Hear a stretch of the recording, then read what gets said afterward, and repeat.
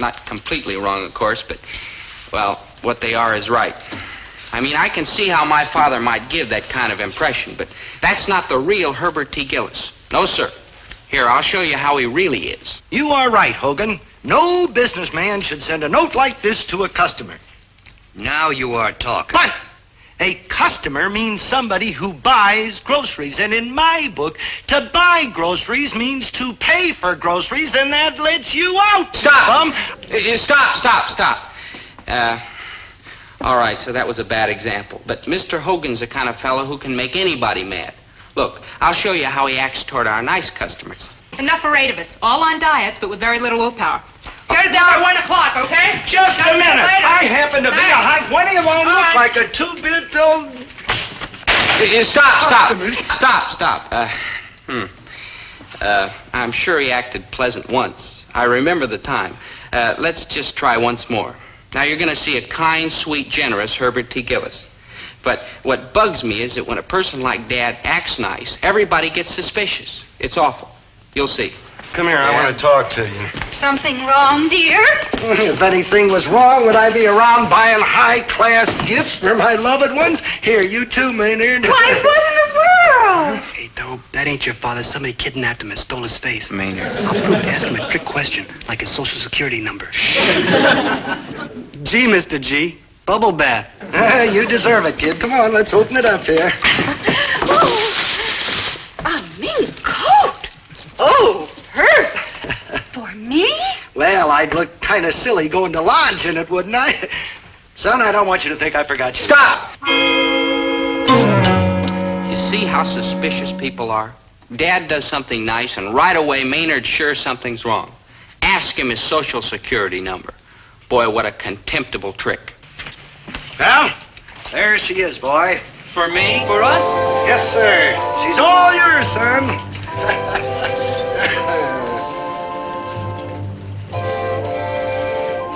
Dad, what's your social security number?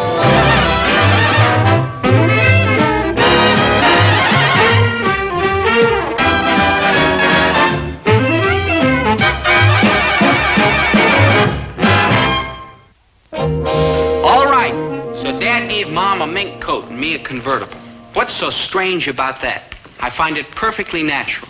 I don't have any questions except one little one. Why? You want to know why? I'll tell you why. I finally took a look at myself, a good look, and I did not like what I saw. Me neither, no offense. No offense and butt out. Do you know what I have become? Well, I will tell you what I have become. Mean and rotten. Maynard, if you don't... No, Maynard is right. I have become a mean and rotten slave to the almighty dollar. Why, I've put in so much time in the business here, I haven't had any time to spend with my family. I haven't had any time to live a little. That ain't so, Mr. G. If you take care of yourself, you got 4 or 5 more years, if you're lucky. But we know that you love us, dear, but we can't afford these things. Between the car and the mink, you must have spent $4,000 or $5,000. $5,724.68 to be exact, but who's counting and stop worrying? It's all paid for, practically. But where did you get the... Herbert, you sold the store. Practically. There's a big executive from a supermarket chain coming this afternoon to cinch the deal. Winnie, this store represents 25 years of experience and shrewd management. Now, what is that worth? Let's be conservative. Let's be ridiculously conservative. Say, $1,000 a year times 25 years. Why, that's $25,000 plus $10,000 for the population explosion, improvement to the neighborhood, the cost of living index. Why, this store's worth $35,000 at the minimum. Golly, Dad, this is a nice little store, but $35,000, that's an awful lot of money. You'll understand these things later on, boy. Why, just consider our deluxe fixtures. Consider our gourmet-type stock. Consider the personality I've built into this thing. Why, the key to the front door is worth $35,000 alone. There ain't no key to the front door. There's just that old hook. This is such a surprise that I don't know what to say. I mean, if you sell, where will we go? What will we do?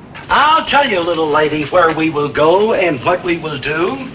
We will take a couple of years off and we will spend all of this money.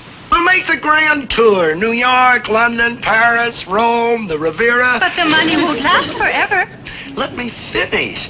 Now, when the money starts dwindling down to, say, 5 or 4 digits, and of course that'll take years, we'll come home and I'll waltz in and get a job managing some big supermarket. And you'll have a regular check, and you'll come home for supper at 6, and you'll wear a suit. Oh, Dobie, do you remember what he looked like in a suit? No. Oh, all right, I'll buy a suit. I'll buy 3 suits. Now, come on, Dobe, hop in here and rev this thing up. You folks got a lot of shopping to do yet this afternoon.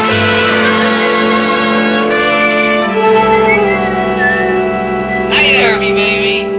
Hey, where's your apron? Look, Hogan, I got a very important business appointment and no time to jaw with you. Hey, Herb, you know that check I gave you to hold till next month? How can I forget it? Would you hold it for me till the month after next? I mean, I hate to ask. You hate to ask. You've been hating but overcoming it for 20 years. You'll do it, huh? Okay, now beat it, will you, and stop bugging me. Herbert T. Gillis, you're a great American and one heck of a grand guy.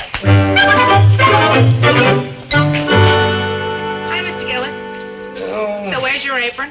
Mrs. Tarantino, I'm a busy man. I got no time for small talk. You got no time. Look at me. My husband's brothers are coming to dinner. All 12 of them with their wives. So now You gotta run off someplace and get your nails done or something, and in the meantime, you want me to pick the food for your hungry relatives and have it to the house by 6 o'clock. Well, my answer to... No, you better make that 5 o'clock. Those old stuffed chow hounds are a cinch to show up early. Thanks, Mr. Gillis. You're a doll. My name is Sam Gummidge. I'm with Mammoth Markets Incorporated. I'm looking for Gillis. Oh, well, you were looking at Gillis. Gillis? Oh, Herbert T. So where's your apron? Well, I'm sort of on the executive level around here. Management, you might say. Uh-huh. I think my letter spelled the deal out pretty clearly. She's a little beauty, no mortgage, no credit backlog, free, clear, and ready to go. I know. We checked you out in the book. Now, look, Gummidge, we are both high-class businessmen, so there's no sense in our fencing or haggling. You can see she's a buy at $40,000, but I like your looks. I like the cut of your jib. So for this afternoon only, and to you only, $35,000 takes her away. Pickle tripe. I haven't seen that in years. Oh, well, I carry it for my Deluxe Gourmet-type customers. Naturally, the neighborhood's loaded with them. Naturally, and I guess it's true for this Dice sow belly? Oh, naturally. Naturally. Now, Mr. Gillis, if I could take a look at your accounting system. Oh, she's out shopping. What? Oh, the little woman. She takes care of the books and handles all the high-type financial transaction. Oh, a mighty efficient woman. Mighty attractive, too, sure. Naturally. Mm-hmm. Well, I think I have all the pertinent data. You've got a fair location here. Oh, right smack dab in the heart of the population explosion. This is 100% A #1 territory. Just make the check out to Herbert T. Gillis. Be sure to put the T in. That's the way they know me down at the bank. $6,000. Down payment. Full price. $1,000 for this elegant establishment? Why, that's a cotton-picking, carpet-bagging outrage. What about these deluxe fixtures? What about this exclusive stock? What about this blue ribbon neighborhood? What about my 25 years of goodwill? Gillis, you forced me to be frank. This stock is pathetic. The fixtures are obsolete. The neighborhood is 2 steps above a slum. And I've never known goodwill to pay the bill on the 1st of the month. I'm sorry. Now, here's my card. I advise you to think over my offer calmly. Good day. It's $6,000. It's an outrage, and yours truly, Herbert T. Gillis, ain't gonna take it. Pete?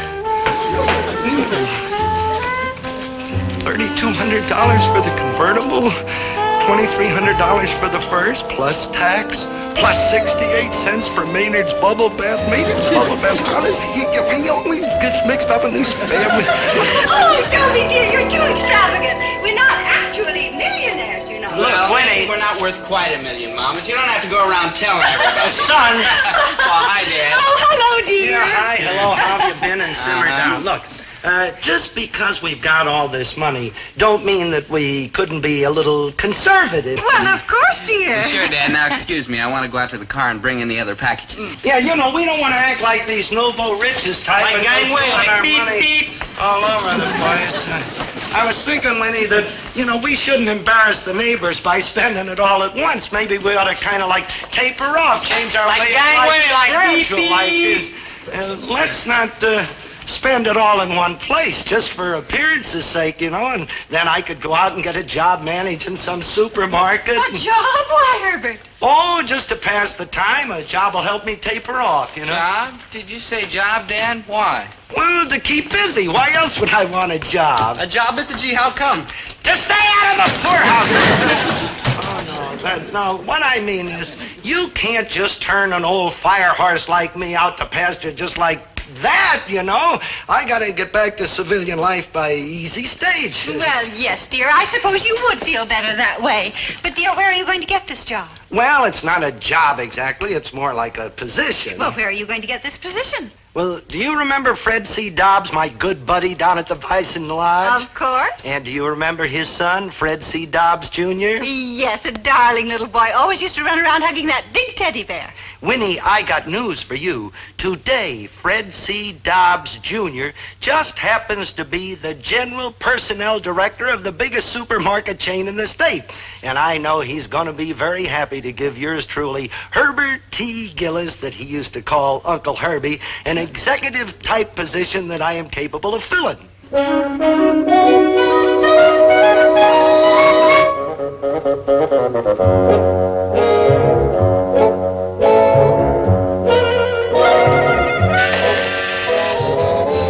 Yes, Gladys?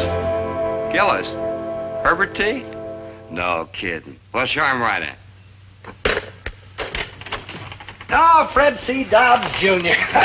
Long time no see. How have you been, son? It's great to see you, Mr. Oh, Gillis. it just seems like yesterday that you were scooting around in short pants and hugging that great big old teddy bear. Well, that was quite a while ago. Yeah, your dad always used to say he figured you probably wouldn't get rid of it till you were a sophomore in high school. He's a great kidder, But Dad. you've done okay, boy. It's a pretty nice office you got for yourself here, huh? Mr. Gillis. Herbie, remember Uncle Herbie? Yeah, Uncle Herbie. It's wonderful of you to drop by like this, but I'm pretty rushed today. Oh, I know how it is with us busy executives, so I'll come right to the point, Junior. I mean, Fred. I've been thinking it over, and I finally decided to give you a break. A break? Yes, sir. I've been kicking it around in my head quite a while now, and I'm going to take over one of those manager jobs with Swift Thrift Markets Incorporated. You what? Yeah, I've been thinking about it quite a while now, and I've decided I'm ready. I can take over the first thing tomorrow. Mr. Gillis. Herbie, Uncle Herbie. Remember? Uncle Herbie. Well, you've got a story of your own. Why do you want to go to work for us?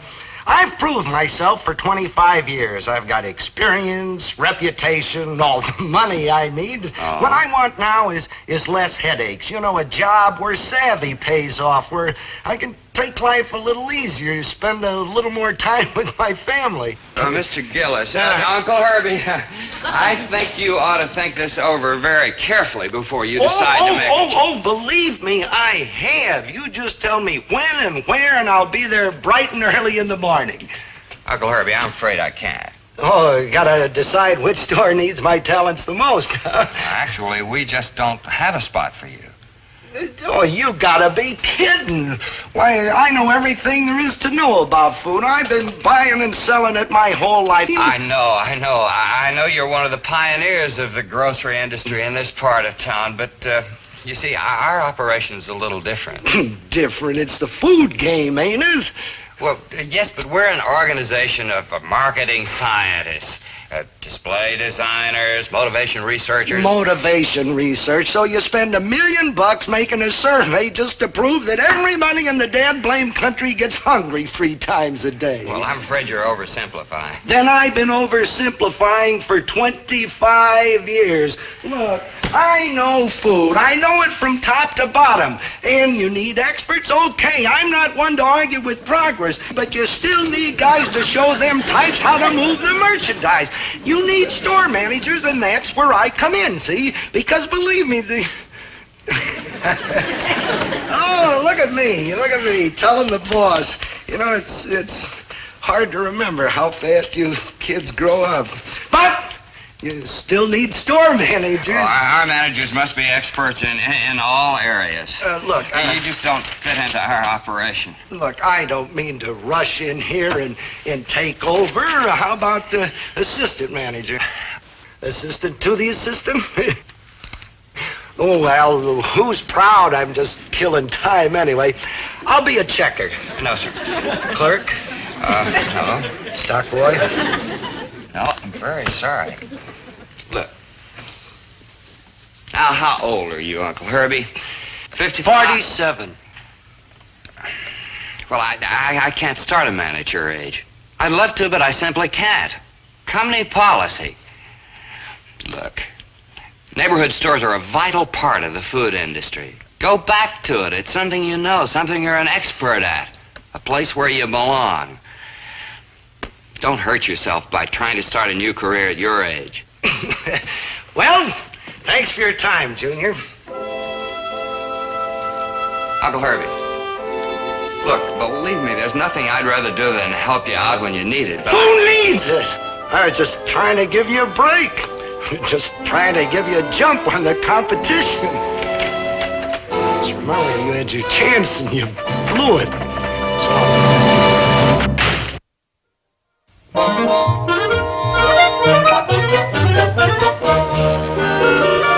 Hi, Francie, Dobbs Jr., how good to see you. hello, Mrs. Gillis. Aunt Winnie. Hi, Junior. How are you? Fine, how are you?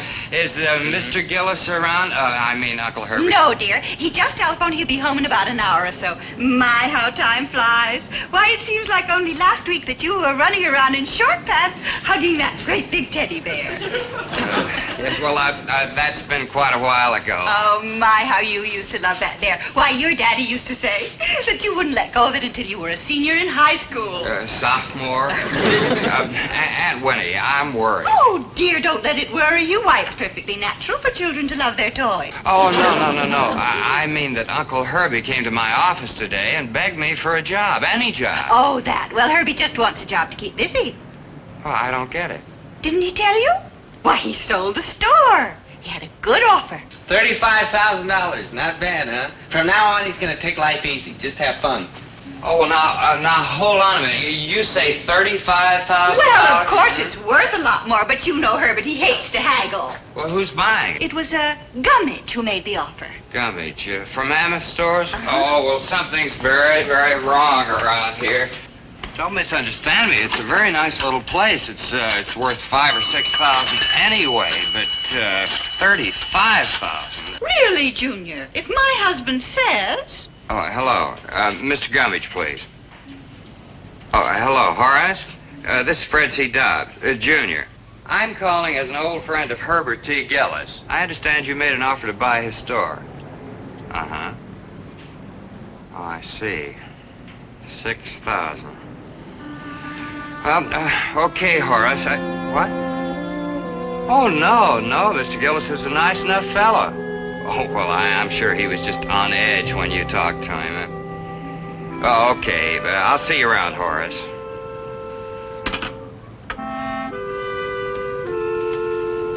Aunt Winnie, Dobie, I just don't know what to say. You don't have to say anything. We heard. I don't know what's going on around here or what's wrong with Uncle Herbie, but if I can do anything to help... Thanks, Junior. I think we'd better handle this ourselves. Oh, gee, I just feel awful about this. Well, now, you just call me if there's anything I can do. Thank you. Thank you, Junior. Thank you. We'll take care of it. Thanks very much.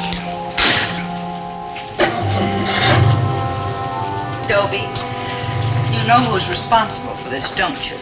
Give me 3 guesses. I don't want my name to come up right away. It's our fault. It's not your father's. I know. We drove him to it. We made him feel that he had to keep us in mink and cars and fancy clothes just to earn our respect. I'll admit I've done a lot of respecting behind the wheel of this car. And Dobie, dear, you know what we have to do now, don't you? And gladly. You bet I do. We've got to take all these things back to where we bought them. The presents, the clothes, my beautiful new Yes, dear. Gladly? Gladly. Gladly. What's the use kidding? taking the presents and the car back to the store was unpleasant. Well, maybe not really unpleasant. I think the word for it is murder, but it was worth it. I mean, just look at what a sweet, wonderful guy my dad really is. Winnie! Dobie! What's going on around here? A man leaves the place for an hour and the whole joint falls apart. You hold it. Hold it. The wrong film again. Well, you can't blame Dad for being in a low mood. Getting turned down for a job like that's enough to make anybody feel beat and miserable and useless. You rang? Oh, hello, Maynard. Like, hi, Mr. G. You seen Dobe around? Huh? Dobe, your son. You remember him, kind of medium tall with brown hair? Maynard. No, I'm Maynard. Dobe's your son. You remember him. I know you're Maynard. I remember him, the international playboy. That's the fellow. Yeah, I think he's upstairs. No, he isn't, Dad. He's right here. And so is the international playgirl. Oh, bonjour, mes amis. And what are you international play people doing here while the sports shops are still open, huh? Drop the act, huh, Dad? Drop the act? What act? What are you talking about? Dear, we know the truth. We talked to Junior Dobbs. And he told us about Mr. Gummidge and the $6,000 offer for the store. Junior Dobbs, Gummidge, six, well, I don't know what you mean. I mean, after all, Winnie, I've been dreaming again. Then I started making things up, and then I start believing in myself. Oh, I'm just no good. He's got a point. Maynard. Dear, don't blame yourself. It was our fault if we hadn't been just so thinking about ourselves all the time. $6,000, boy, that's a lot different from $35,000. Yeah, about $400 or $500 different. So the convertible's back on the showroom floor. And the mink is back at the store, and so are all the other clothes. Sorry I can't return the bubble bath, but it's all used up. It was delicious. I want you people to have those things. Dear, those things are not important. So we'll lose a few bucks in deposits. No, I don't deserve a warm, loyal-hearted family like you. Sure you do, Dad. No, I don't. Yes, you do. No, he don't. Yes, I do, and never mind. You're a fine man, Herbert. And we love you even if you're not a millionaire. That's a wonderful sight to behold, isn't it? Dad and his family back together again, and happy. But there was still something missing. Dad felt that his lifetime of work in the store added up to a great big nothing, until the customers proved he was wrong. Mr. Gillis, do you expect me to go running around doing my own shopping, raising my kids, planning menus, and feeding all that company without you helping? You get on that phone right now and call my husband and tell him how much you need. I've already got him brainwashed. Herb, we can't now start lugging our own groceries and shopping weekdays in regular hours, and especially paying cash. You've got obligations to us, Mr. Gillis, and to everybody else in this neighborhood. You're not some stranger who can just open and close the store whenever he pleases or go out of business just because he feels like it. Herbert T. Gillis, you are our friend, and don't you forget it. What did I tell you, Dad? Dobe, when this is all over, you better aim me toward home. I'm getting too misty to travel. Now, just a minute, just a darn minute. I am a full-grown man and an independent retail merchant. And I will sell out if I want to. And I will open the store or close the store, whatever I feel like. And I feel like keeping it open.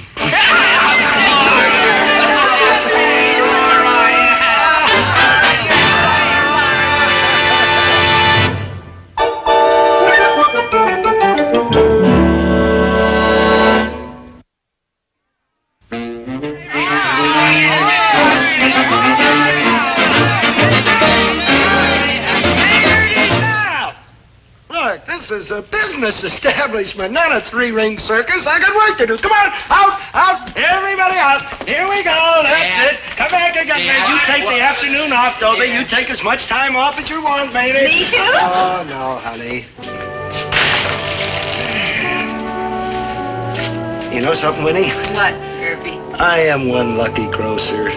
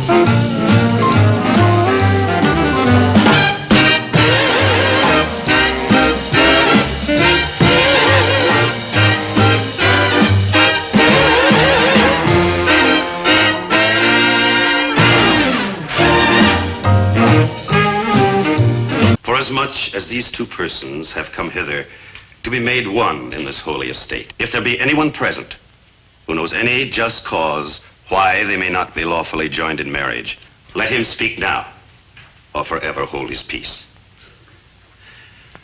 Wilt thou take this woman?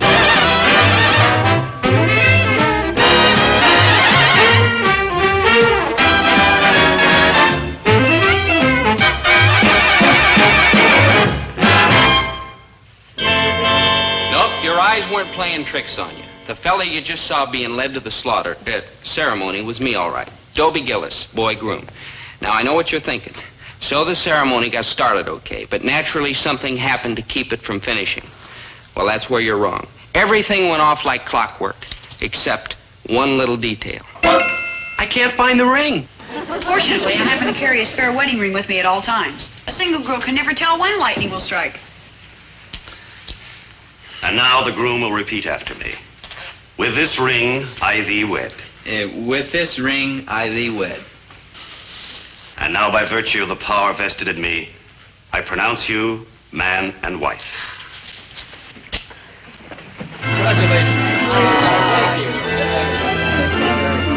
My good buddy marching off to Matrimonialsville. I mean, like, woe is me. Maynard, how many times do I have to tell you they're not married? Like a lass and a lack, like a... They're not? It's over so quick? What an age we live in. Maynard, concentrate. Dobie and Jane just went through what is called a marriage by proxy. Understand? No. Look, Jane always wanted a big wedding with her family all around. But Eddie got this job down in South America, so he couldn't be here for the ceremony. So Dobie took his place. Dobie is Eddie's proxy. That's like a substitute. Get it? They won't be happy. Why not? Two fellas married to the same girl? You know that mixed marriages never work out. Maynard. Jane, dear, I'm so happy for you. Thank you, darling, and thank you for lending Dobie to me. Since it involves saying I do, I figured he could use the practice. Zelda, please. Oh, excuse me. You see, Snookums, getting married didn't hurt a bit, so how's about trying it again soon? I'd love to. Now you're talking, dollface. I'm always available for proxy marriages. Oh, you poor misguided fool. Why do you insist on defying the inevitable? No matter how great the odds, how rugged the barriers, how high the obstacles, sooner or later you are going to be mine. To get you, Snookums, there's nothing I won't do. Nothing I can't do. Attention, everyone. My boat sails at 5, and I'll expect you all on board to see me off. Now, girls. Oh, well, she can do anything. I'm doomed. Doomed. Spooky, wasn't it? But you saw for yourself what she can do. 5 feet tall and 101 pounds at the outside. But if she was playing football against the Chicago Bears, I'd take Zelda and give you 10 points. I mean, she can do anything. So when we got to that bon voyage party at the boat, I watched her like a hawk.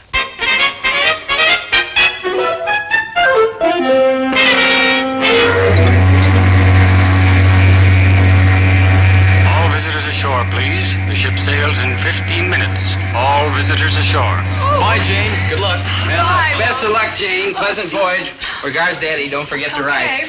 Come on, Maynard. Wait a minute. I haven't said goodbye to Jane yet. We'll wait for you on deck. Bye. Bye. You can't get away. My brain is too powerful. Maynard, I'm worried. I mean worried. Zelda's made up her mind to marry me. When she gets an idea in her head, there's no stopping her. Poor Dobe. She'll keep after me and pester me and outmaneuver me and brainwash me until I finally run out of strength and say yes. Poor Dobe. Someday I might want to get married. Maybe even to Zelda. Not yet. I'm not ready for marriage. Poor Dobe.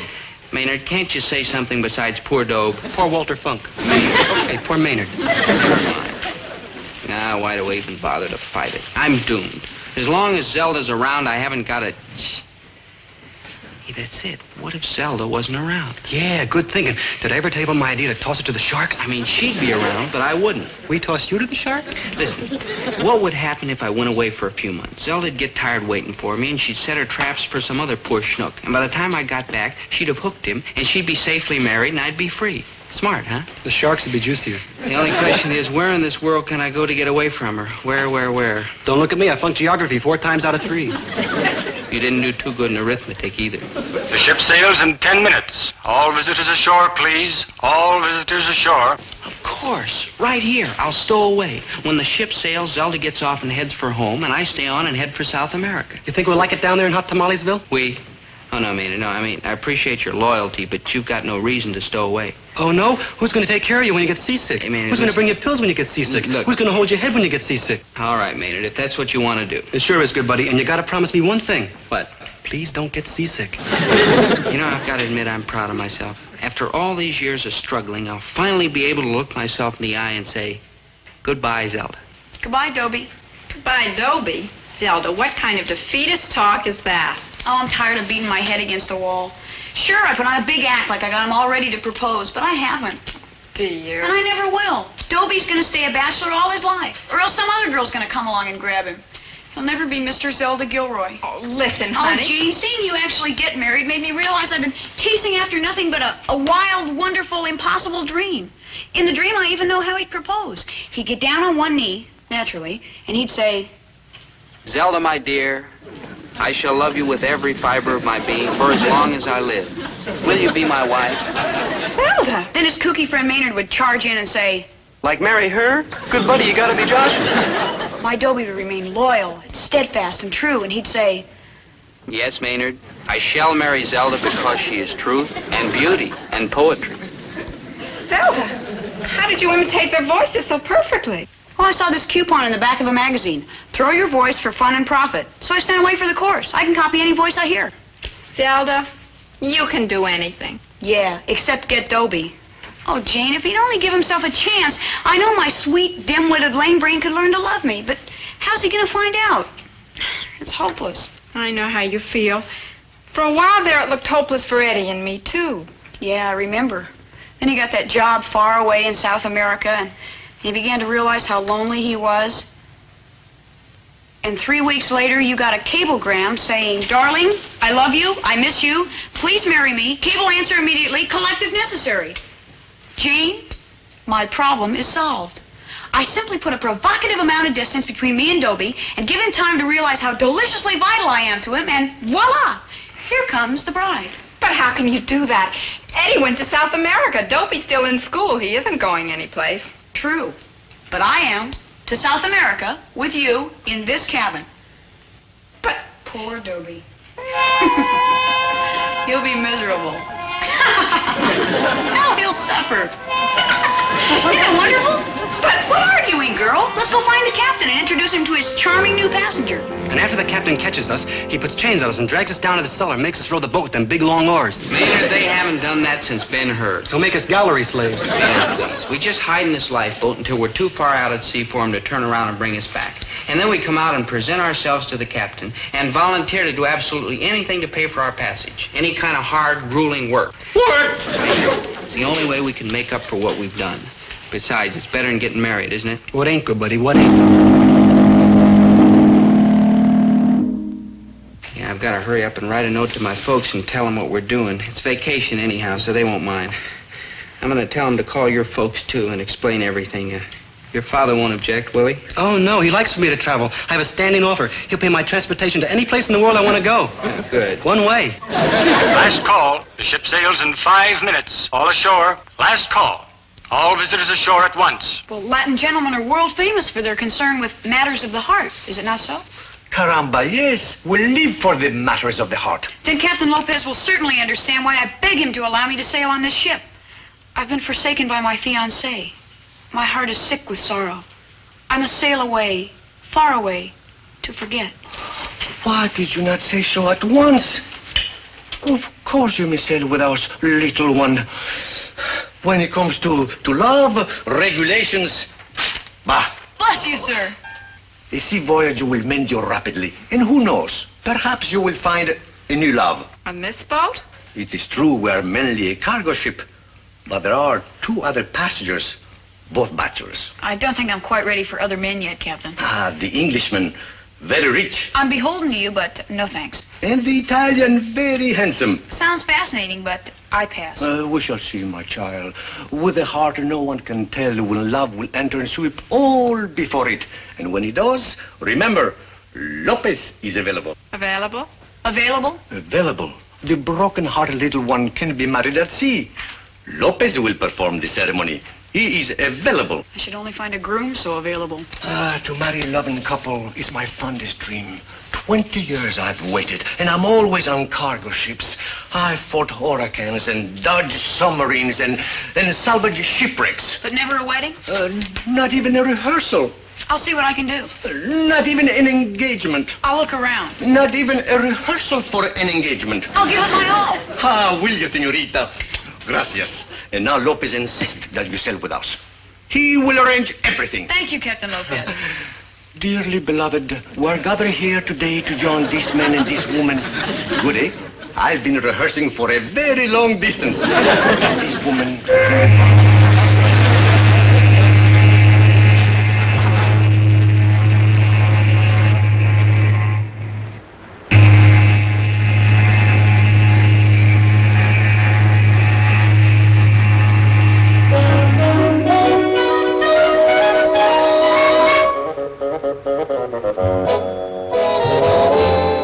Here's the location of our ship, somewhere at sea, but not half as much as I was. I mean, I, poor trusting fool, thought I was safe and secure and Zelda-less. Well, I just sent off a radiogram to my folks. Great. In no time at all, Dobie will know I am far, far away, and then watch him start to miss me. Boy. Now all you have to do is wait and be patient. Right. And when it comes to being patient, I am a rock. Jane? Yes, dear. It's been quite a while since I sent that radiogram, so how come I haven't heard from him? Zelda.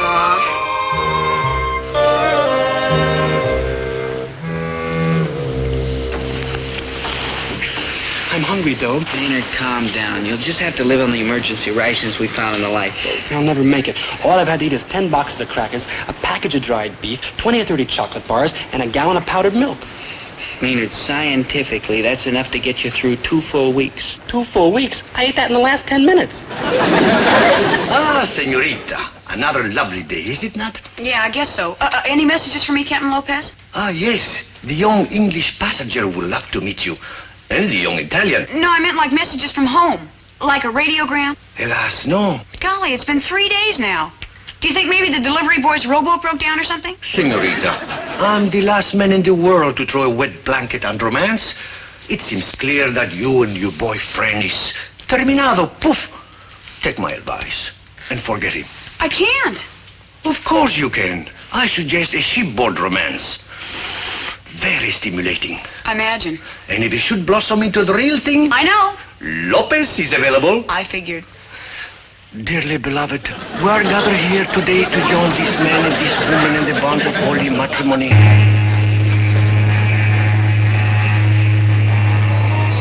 by the time you receive this letter, I will be many, many miles away. I have taken this drastic step and run away because I'm Try chicken? Because I'm Try yellow-bellied? Here, this is serious. I have to write Zelda a letter that'll convince her that she'd better forget about me and latch onto some other... Sucker. Maynard, please. I'll try again. Dear Zelda. Yes, Dobie? So far, I don't like it. Dear Zelda, please believe me when I tell you that I wish you all possible happiness, namely a husband. And please be quick about it. Please try to understand, Zelda, old friend, that taking this trip is the wisest thing for both of us. So, goodbye forever. Your pal, Dobie. Here's where we are. Latitude 20 degrees north, longitude 66 degrees west. And here I am, with an uninformed latitude and a blissfully ignorant longitude. And I was all set to be torpedoed. Captain Lopez, I'm so happy to find you in. Ah, señorita, it is always a pleasure to see you. I've changed my mind. Bring on your Englishman. Ha-ha! And your Italian.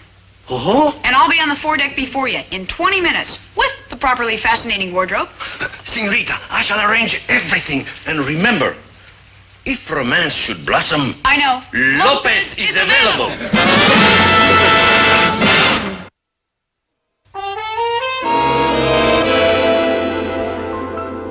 And he's been living in that lifeboat all this time? That's amazing. With Maynard. That's unbelievable. Hurry up, please, Jane. That English fellow's meeting me up on deck. Just a minute. This dress of mine fits a little tight on you. The tighter, the better. I want to make sure Dobie hears some sweet talk that'll really wake him up. So then the elephant said, in my trunk, doesn't everyone? Very funny. Very. Oh, I have many, many more juicy tidbits like that for you, Derek, my dear. Have you heard the one about the red-hot coal? Can't say that I have. You wouldn't grasp it. Derek, don't you think that's an amusing joke? Henry, wake up. I must be having a nightmare. This time of day must be a morning there. I thought I heard and I have lots more like that for You're you. right, Here, that's let a me try nightmare. this one. What say we nip inside for a spot of tea? Eh, what, Miss Gilroy? Oh, Derek, darling, please call me Zelda. Oh, very well. Zelda? Oh, Derek, Dumpling, you say the sweetest things. Now, look here, old girl. All I said... No, please, my dearest, don't say it again. You'll turn my pretty head. Now, see here. Ooh, who said you Englishmen are cool and reserved? Come, my tiger, let us go below and cool our smoldering passions with boiling tea. Maynard, it's fate, it's kismet, it's destiny. It's Zelda. Doomed. Why is this happening to me? Are you living? So then the elephant said, that's Elefante, Gino. In my trunk, doesn't everyone? Funny, very funny. Oh, I have many, many more juicy pizzas like that for you, Gino Mon Amore. Have you heard the one about the red-hot coal? That's carbone. No, Signorina, no. You wouldn't grasp it. Very amusing. Oh, Gino, how romantic you are. See? See? All I said is see, Signorina. It wasn't so much what you said as the way you said it. Oh, you romantic Italian lovers. Old Zelda's making a lot of new friends, huh? Yeah. That's like good, huh? You bet. Now she won't be moping around after I'm gone. Like true. Wondering if I'll ever come back. Sitting there broken-hearted, whispering my name. Like true. In fact, I wonder if she'll remember my name. All right. So now Dobie thinks you're attractive to other men. So he gets jealous. Yeah, isn't that wonderful? But not jealous enough to climb out of that lifeboat and propose. Yeah, isn't that awful? And he never will unless he thinks you're all set to marry one of those other fellows. True, and they're hardly flipping for me, are they? No offense, but hardly. Well, where do we go from here, smart apple? In for the kill. What do you mean? I mean... My dear, would you do me the honor to become my little comfort for life?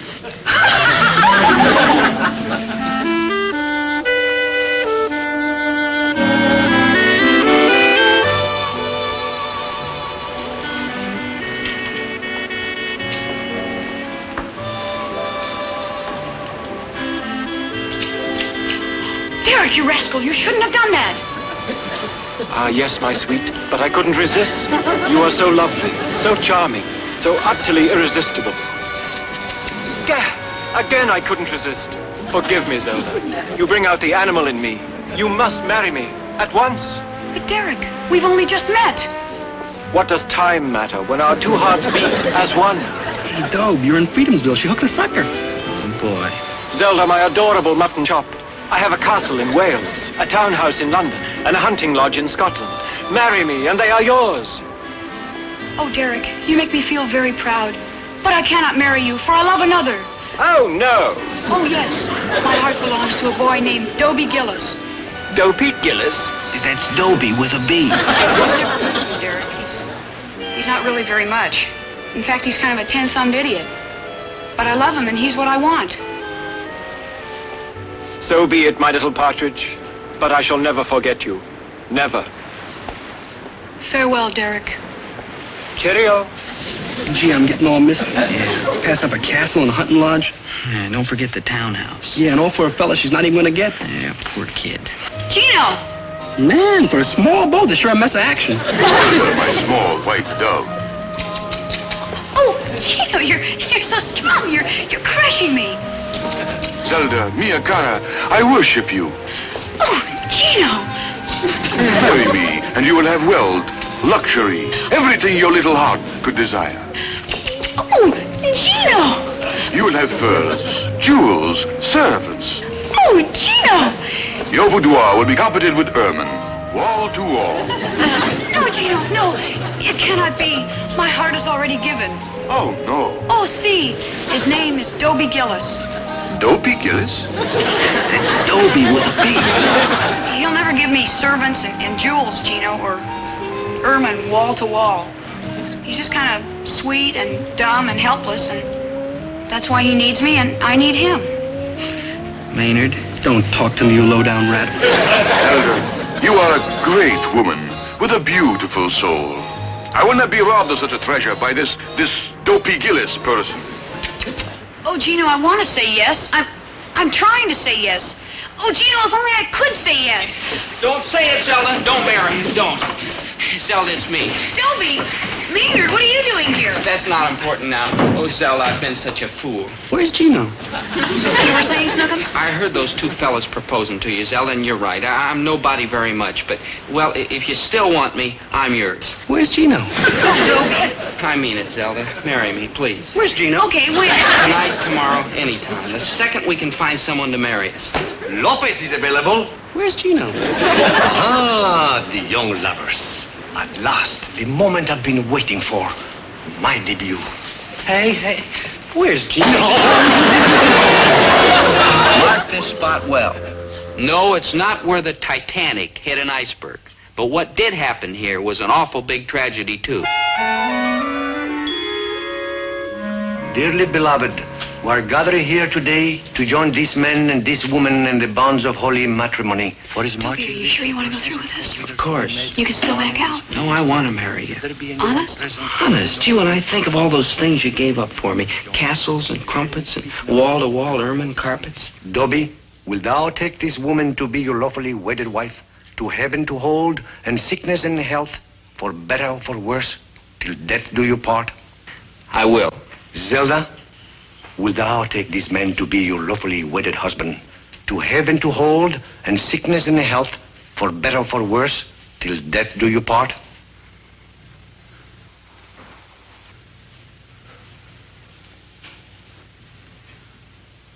No. Zelda? I knew it was too good to last. Ah, qué lástima. Zelda? Zelda, what's wrong? I can't do it to you, Dobie. I can't marry you this way. But I want you to marry me. I asked you. I tricked you into it. No, Zelda, I heard those two rich fellas proposing to you. No, you didn't, Dobie. You heard me by the lifeboat imitating their voices. Zelda, mia cara, will you be my little pizza for life? My castle in Wales, my townhouse in London, my hunting lodge in Scotland. Marry me and they are yours. See, Dobie? But I only did it because I wanted to marry you more than anything else in the world. And I still do. Zelda. But not until you want to marry me. Really want to marry me. Dobie, do you hate me? Well... It was a rotten trick. True, but clever. And if a girl cares that much about a fella, well... You mean maybe, somehow, someday there might still be a chance for this fella and this girl? Why not? There's certainly nothing wrong with this girl. It's just that this fella isn't ready yet to be a husband, but someday he will be. This girl will wait, Dobie, till that day comes. And when it does, remember, Lopez is available.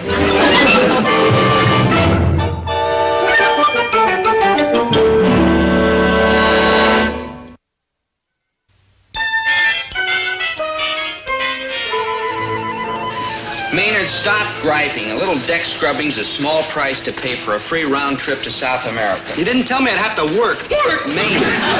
This way we'll arrive back home seaworthy, suntanned, and single. Yeah, Dobe. You're the undisputed champion when it comes to dodging that holy deadlock. Yeah, that's wedlock. But you know something, Maynard? I'm not sure I want to keep dodging it. Like, no. Like, yes. This is just between us, but I'm about ready to surrender without anybody playing a trick on me. I mean, a girl like Zelda comes along once in a lifetime. Yeah, but what's best of all, good buddy, she loves you. And she always will. And she's loyal and honest and true. And how are you going to beat a combination like that? Maynard, how come you're all of a sudden such a strong Zelda? All right, Zelda. What'd you do with me?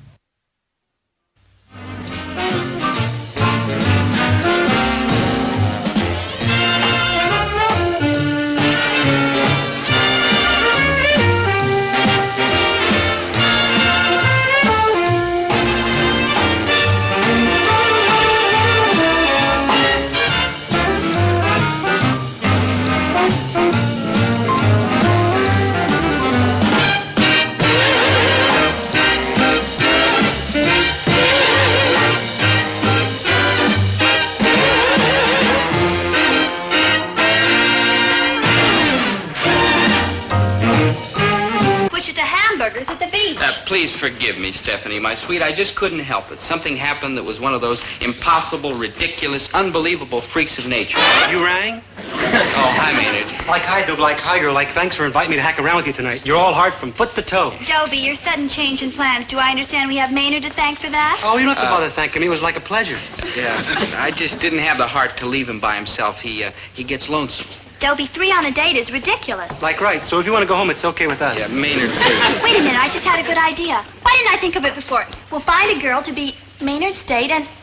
Oh, I just realized why I didn't think of it before. Good thinking. I wouldn't be caught alive with a chick. They scare me something fierce, not to mention vice versa. Come on, Gilbert, let's go downtown and watch them knock down the old Endicott building. Maynard. They got the big crane with the big iron ball at the end. The guy goes, Look, Maynard.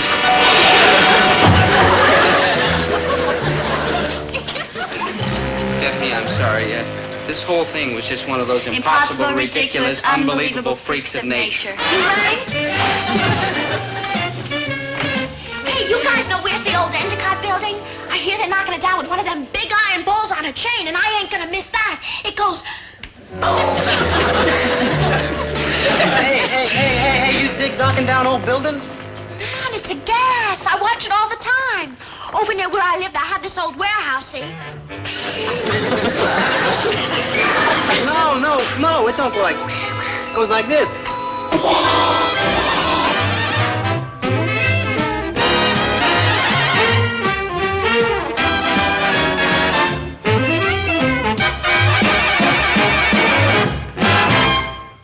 Name the most exciting day in a fella's life.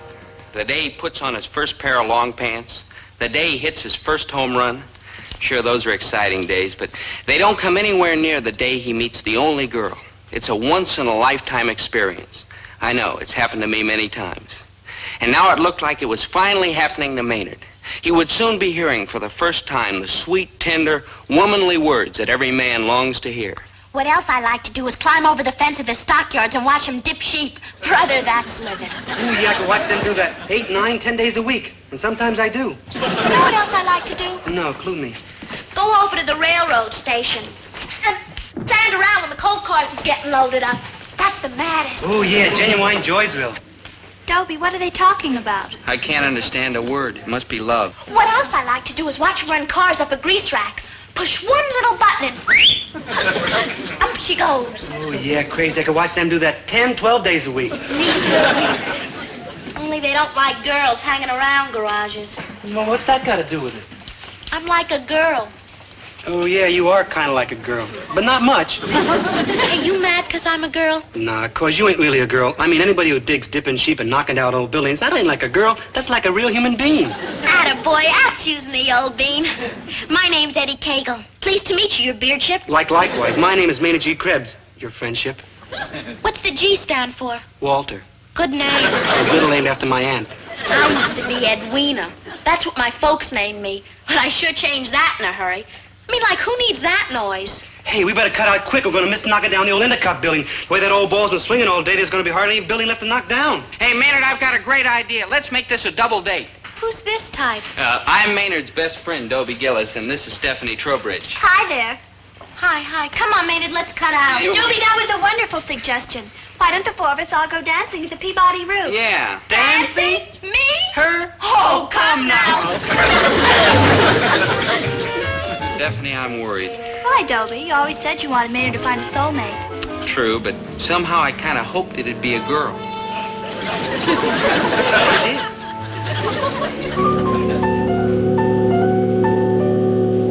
Okay, son, what's the problem? Well, Dad, Maynard's known this girl for nearly a week now, and all they ever do is stand around watching sheep dips and sewer excavations and like that. What's wrong with that? You should do more of it. It's nice, healthful outdoor entertainment. It don't cost nothing. It keeps you off the streets. And are you saying what I think you're saying? I'm afraid so, Dad.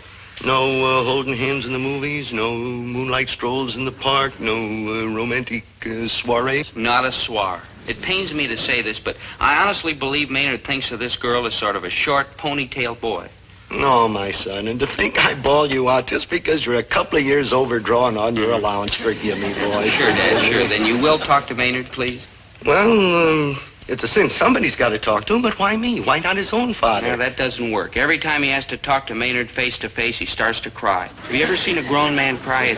It's spooky. Where were we? You were going to talk to Maynard. Oh, yes. Well, if you want me to talk to him, I will. After all, the boy is basically okay. There's nothing wrong with him that can't be fixed.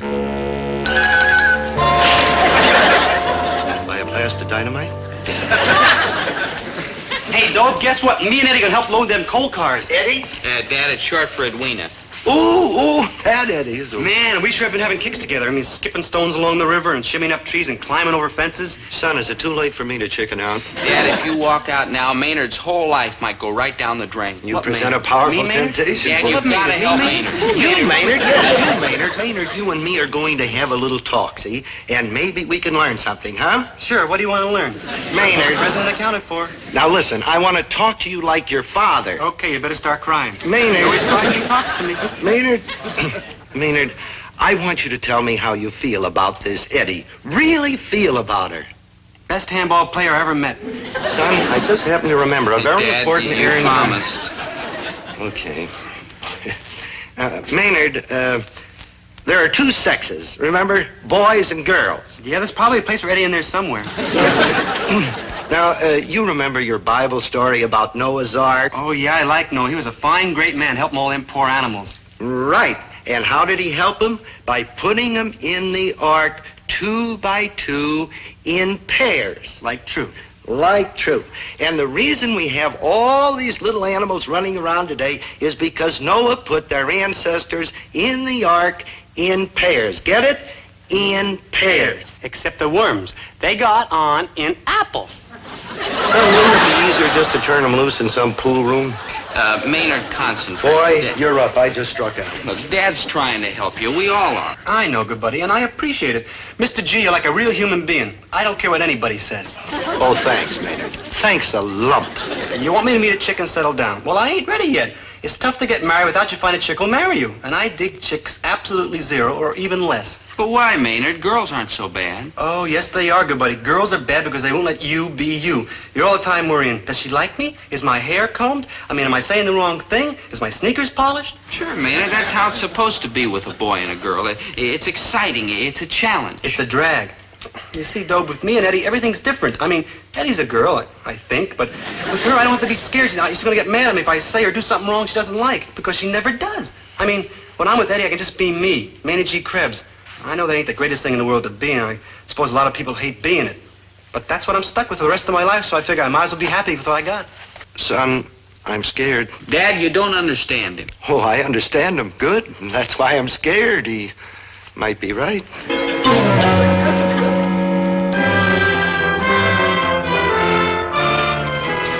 Look, Maynard, there's a lot in life for a fella and a girl besides watching coal cars and grease racks and climbing fences. I know that. Good. You left out knocking down the old Endicott building, dipping sheep, and fishing that's with a rope not in a what pit? I meant at all. I mean ordinary things fellas and girls your age usually do. Like what? Like, here's 2 tickets to the sophomore spring dance Friday night, all paid for. I want you to be there. Ah, Dobe. Look, Maynard, I'm doing this for your own good. I'm your friend, your best friend. I don't want to see you going through life with everybody making fun of you because you're an oddball, an eccentric. Sure, it's great to be independent and do as you please, but you're going to be terribly hurt and unhappy if you don't make up your mind that once in a while, even if only in little things, you have to conform. I was conformed when I was 14 years old. Ain't that enough? Maynard, that's confirmed. And if you don't take these tickets and make a real effort to get to that dance, then I will assume that you place no value on my advice as a friend. Oh, no, Dobe, you are my friend, my truest, bluest friend. I would stick my arm into the fire pit here for you. I'd jump off the tallest building for you, over swim across Milford Pond for you. I know all that, Maynard. Just take the tickets. Okay, Dobe.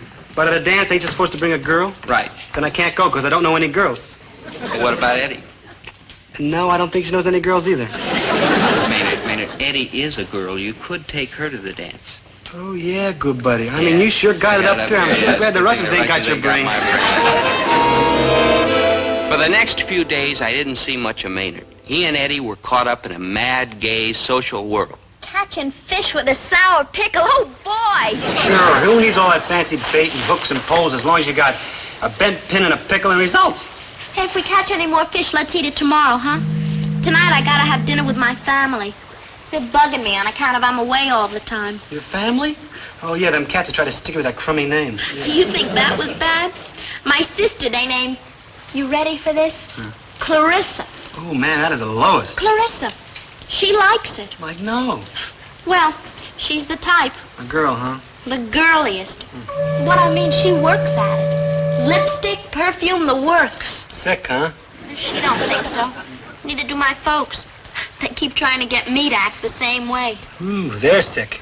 My father's all the time telling me, Edwina, you're not as pretty as your sister, but if you got all gussied up, you'd maybe look like okay. You ain't gonna do it, are you?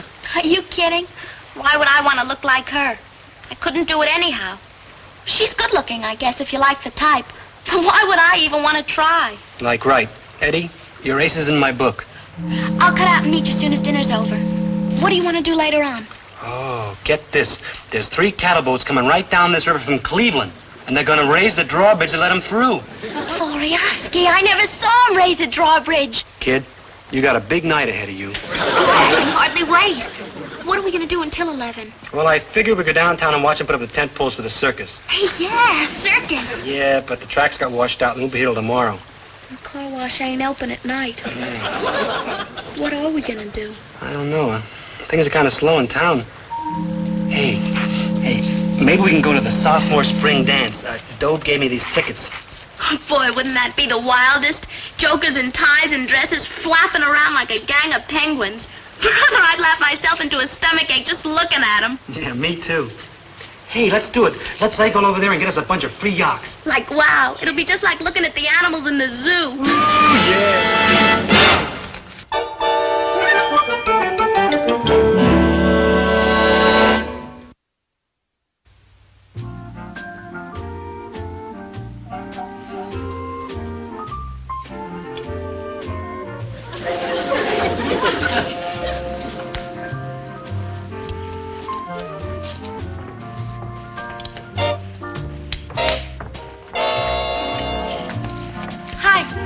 Let's go. Oh, no offense, miss, but we haven't been properly introduced. Eddie, it's you. What did you expect, Gina Lola Brigida? Now, come on. Hey, Eddie, you sure do look different.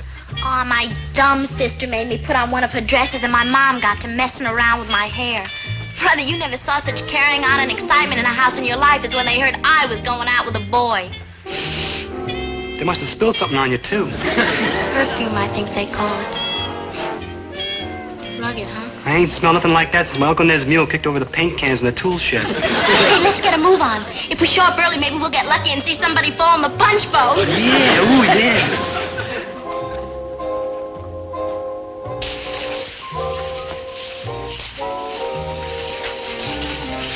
Ah, Stephanie, my twinkle-toed butterfly, you dance like a dream. So do you, Dobie. Truly? Truly. Oh, you don't mean that, do you? No. My little minx. A sense of humor. So this is a dance. I always wondered what they were like. Big chunk of nothing, huh? Like Dragsville, yeah. Hey, Maynard, dig the hairdo on that chick. Looks like somebody scrambled an egg on her head and forgot to take out the feathers. Yeah, I ain't never seen so many dressed-up cats in one place except in Callahan's funeral parlor. Hi, Maynard, Eddie. I'm sure glad you decided to show up. Eddie, you look beautiful. Oh, Yeah. can the chatter. Where's the food? Yes, we are interested in partaking in a bit of ye olde refreshment. How about that for highfalutin talk, huh? Maynard, you are a doozer. You two wait here. We'll go bring you some food. On the double, huh? I don't know how long I can put up with these oblongs. Just look at them. My dear, you are lovely in your beautiful new Paris gown. A pity you don't have a face to match. And you are so handsome, my sweet, in your Washington wear tuxedo. Man, this is nowhere. The lowest. Good evening. My name is Walter Funk. May I have the honor of this dance? Okay, Walter. You, Maynard? Her? Her who? I think he means her you. Correct. Yes? May I have the honor of this dance? Hey, Maynard, yell quick for the men in the white coats. This creep has slipped his trolley. Get lost, Casper. Gladly. boy with a couple of kooks. Oh, I think we hurt Walter's feelings. Hey, Walter, we didn't mean no offense, honest. Okay, let go. And if it make you feel better, I'll dance with you, Walter. Oh, Eddie, we shouldn't have made him feel so miserable. You better dance with him to prove we're sorry. Dance with him? Oh, come on. Tony's liable to cry, and you don't want to see him fog up his glasses, do you? No, but dance? Oh, come on. Look, I don't want to dance either. Now, let go. Look, Walter, it don't pay to be bashful. Now, go ahead. Eddie's a great American, one heck of a swell sport. Oh, Maynard, I don't even know what to do. The floor's crowded. Just lean. Play if I have to. Not exactly my idea of heaven, but hey, sirrah, sirrah.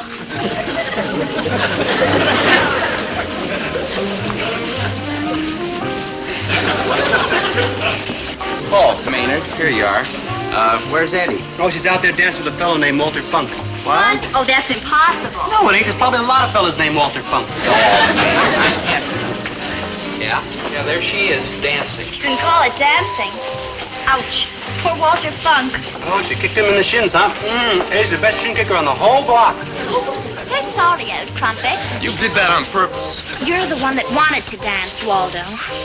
Hey, what's that perfume you're wearing? It's nice. Just some gook my sister slopped over me when I... You liked it? Yeah, it's different. Sort of fits your personality. What kind of a dirty crack is that? It's fresh and peppery. Look, watch that a lot talk, of bounce Sidney, and high before I... spirits. Fresh? Peppery? Sure. High spirits, Oh, me? you're a fiery little tomato full of storm and passion. Storm, me? Passion, Look, me? I know you're kind. Hard-shelled and tough on the outside, maybe.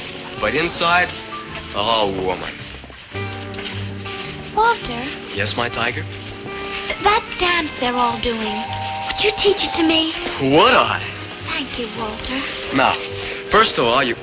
Hey, I don't even know your name. It's Edwina. You may call me Edwina. Edwina. Oh, that's a beautiful name. Just beautiful and perfect for you. Yes, I've always been rather fond of it myself. Tiger, eh? Hello, may I cut in? Now, just a minute, Jerry. Thanks, Walter. I knew you'd be glad to cooperate. Hello, baby. Where have you been all my life? Me? Did anyone ever tell you that you're a...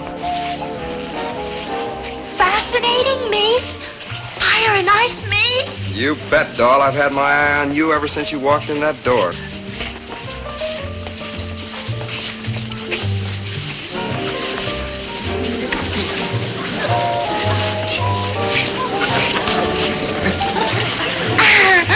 Oh, Jerry, you say the cutest things. Mind if I cut in? Now, wait a minute, Thanks, Walter. pal, I knew you'd be glad to cooperate. Three's a crowd, you know.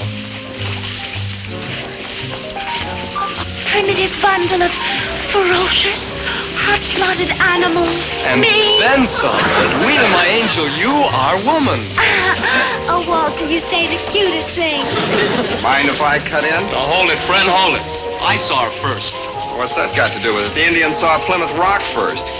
You're looking for trouble. Oh, now, boys, please don't fight over poor little me. Why don't we all take turns, Well, It's the only way. Now, I insist. Or else I'll find some other boys to dance with. okay, we'll take turns. Great, that's the way. I knew you'd see it my way. Eeny, meeny, miny, mo. Jerry, you're first.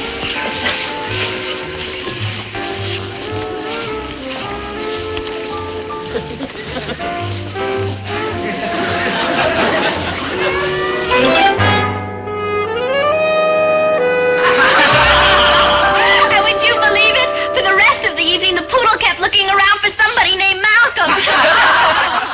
Excuse me a minute. Eddie, it's like late.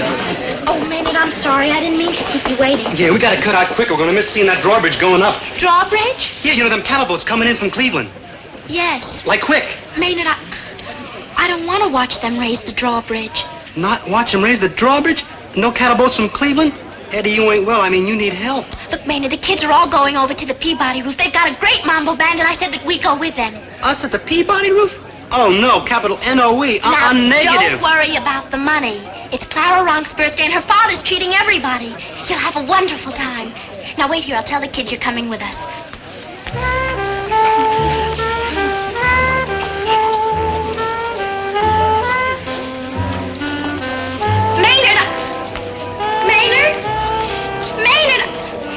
see Maynard? No, I left him right here. I thought you were with him. Well, I was. I mean... Do you know where he went? I have a pretty good idea. Oh, my poor Maynard.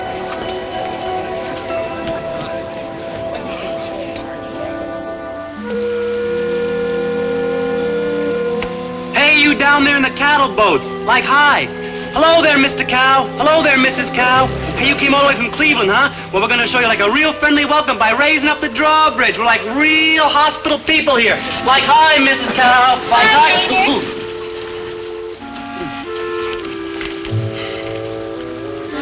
Like, hi.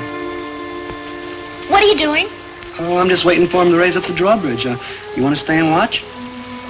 No, thanks, but I hope you have fun. Like, thanks. What are you doing? I'm on my way to the Peabody roof. You want to come along? No, thanks, but I hope you have fun. Thanks. Maynard, you real mad at me? Nah. You sure? Sure, I'm sure. Well, not real mad, just middling mad. You can't help it if you're a double-crosser. No, Maynard, I didn't double-cross you. Sure you did. You turned out to be a girl. I was always a girl. No, you wasn't. Girls don't dig dipping sheep in circus tents and the old Endicott building. I mean, inside of me, I was always a girl. Till tonight, I guess I was trying to keep it from myself, too. Yeah, and then you went and spoiled everything. I found out I like having boys say nice things to me, just like all the other girls. I found out you can shimmy up trees and play handball with the longshoremen for just so long. And then you'd better stop being just a person and start being a girl. It happens to all of us, Maynard. It'll happen to you, too. I'll start being a girl? You know what I mean. Yeah, I know. I'll become a dude, and I'll start wearing fancy clothes and saying nice things to chicks, even if I don't mean them. And I'll miss dipping sheep in the old Endicott building. Maybe some chick won't like it. Oh, no, not me. I'm staying me, Maynard G. Krebs. And you should. Maynard G. Krebs is a fine, worthwhile person. But someday he'll be Maynard G. Krebs the man. It'll happen. You'll see. Not without a fight, it won't. I better go now. You sure you don't want to come along? The kids will all be glad to see you. The Peabody roof, me? Like, huh? Thanks, Maynard. Thanks for everything. Every minute I've known you is a minute I'll always remember. Like, huh? Bye, Maynard. Bye, Edwina.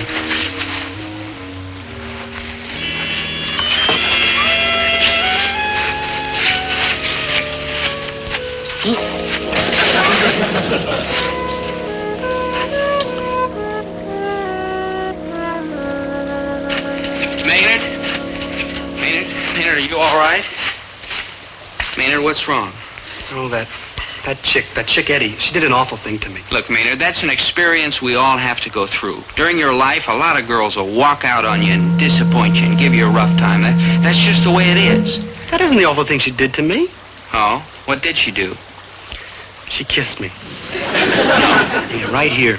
Oh, Dobe, you were right. Them chicks are all like, you gotta watch them like a hawk. Sure, Maynard, sure. Hey, look, Dobe. Oh, the bridge is on its way up. Oh, man. Yep, it's right on time, Dobe. Oh, isn't that the most beautiful sight you ever seen in your whole life? Ooh, like, wow. Hey, look, Dobe. There go them cattle boats, look. Goodbye, Mr. Cow. Goodbye, Mrs. Cow. Goodbye, baby cow.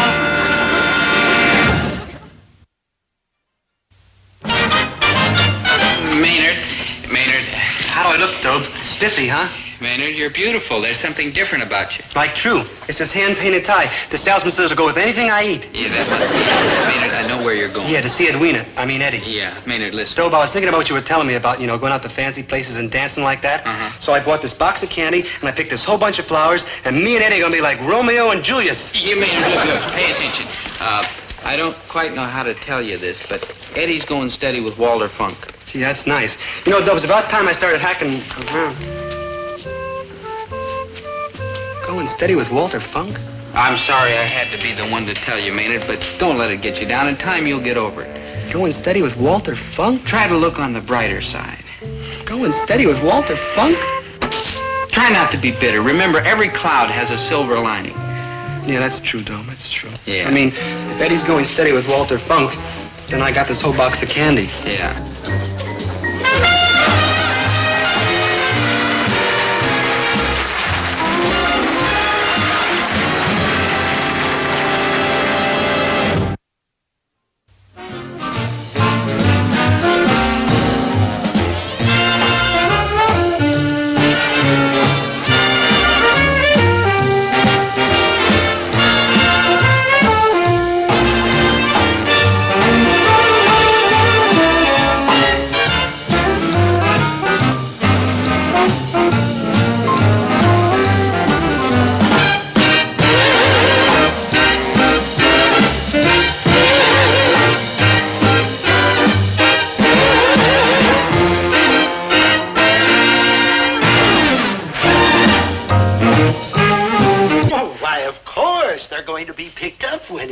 you don't expect these poor boys to walk for 15 consecutive minutes on those wobbly little legs of theirs, do you?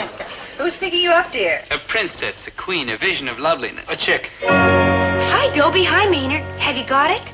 Oh, hi, Daphne, my heart. It's right here. Voila. Dobie, this is marvelous. Early trends in Peruvian architecture. How cute. Mom, Dad, this is Daphne Winsett, the future Mrs. Dobie Gillis, if everything goes according to plan. How you do? Just a moment. Did you say you're getting married?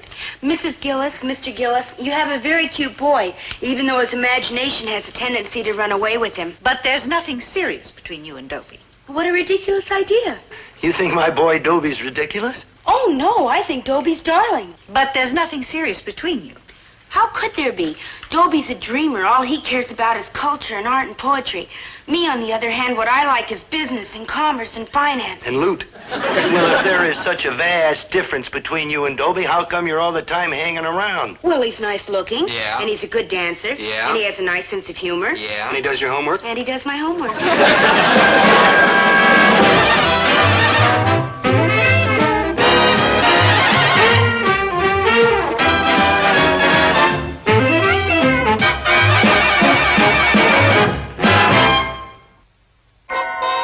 Like Daphne Winsett said, I'm a man who's interested in truth and beauty. But what Daphne wants is a man who's interested in business and finance. So I, Dobie Gillis, poet and dreamer, am going to turn into Dobie Gillis, financier and tycoon. And right now.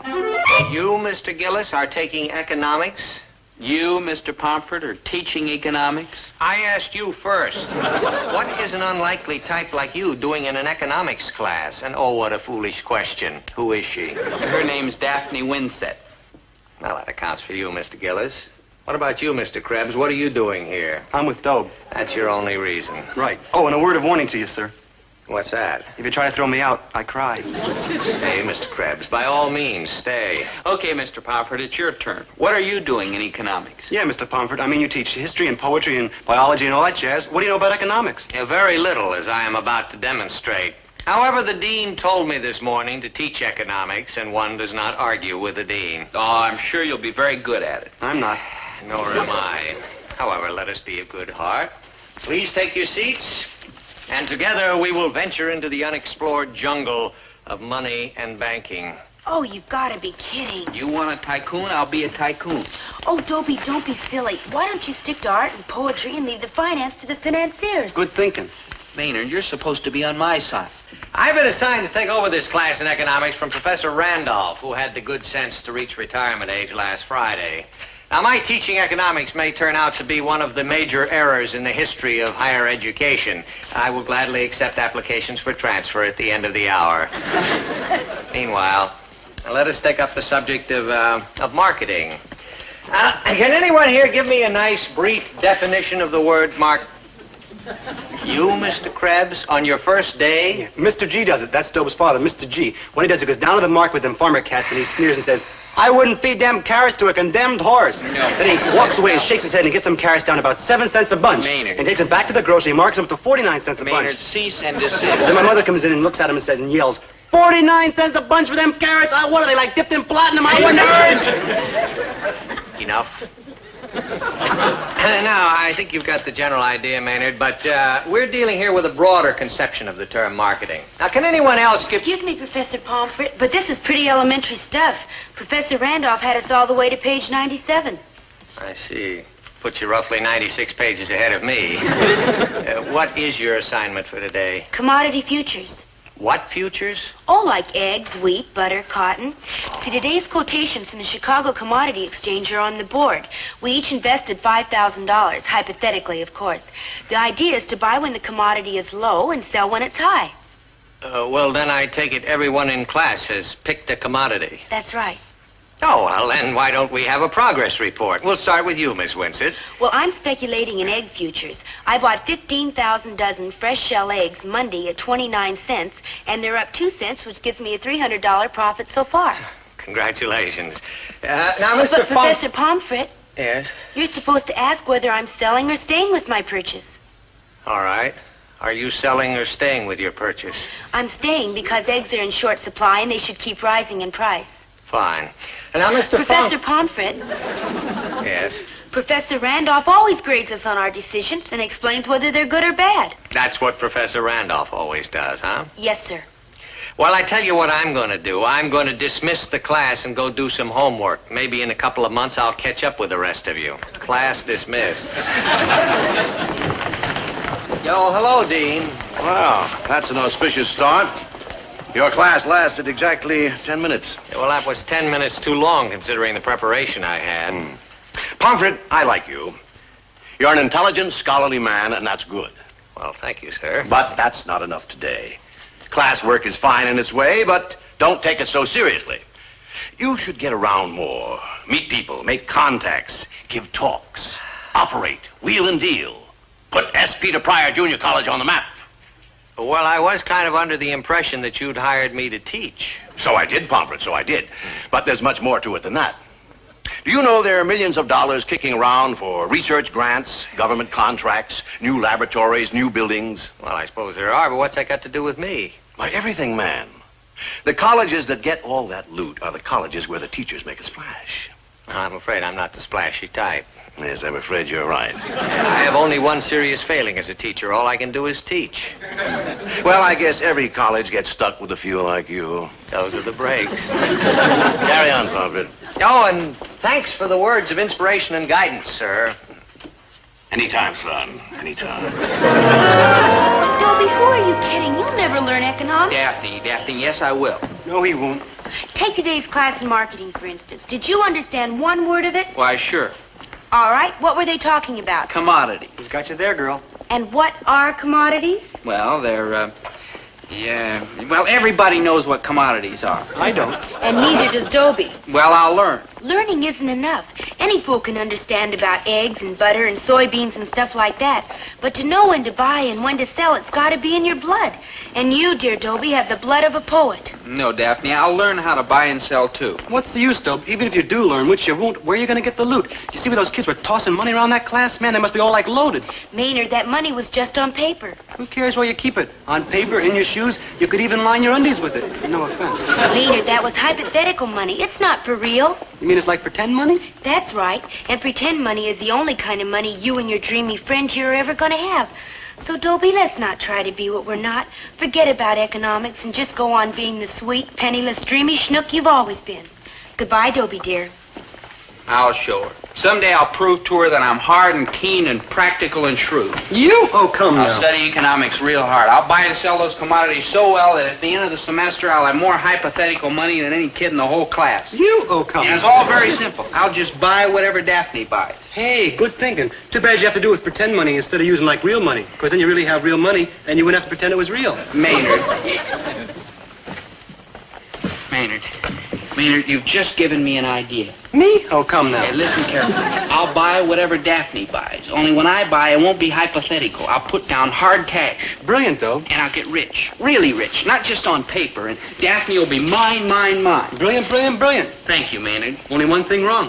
What? This hard cash to invest, where are you going to get it? Maynard had put his finger right on the problem. Where was I going to get some good hard cash to invest? Well, the answer wasn't too tough. I'd make a little loan, say $500. Who'd lend me $500?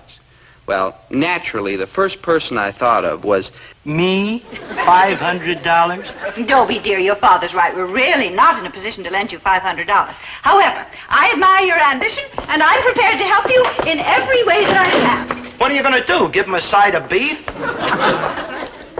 Winnie, your coat. Why, that coat cost us 2 whole summer vacations. Hush, this thing needs cleaning, and the lining is ripped. Mom, you're all heart. So if you take this in for cleaning and sewing, I'll give you $1. There. Isn't that a good start? Thanks a lot. Okay, call me weak. You're weak. Okay, call me sneaky. You're sneaky.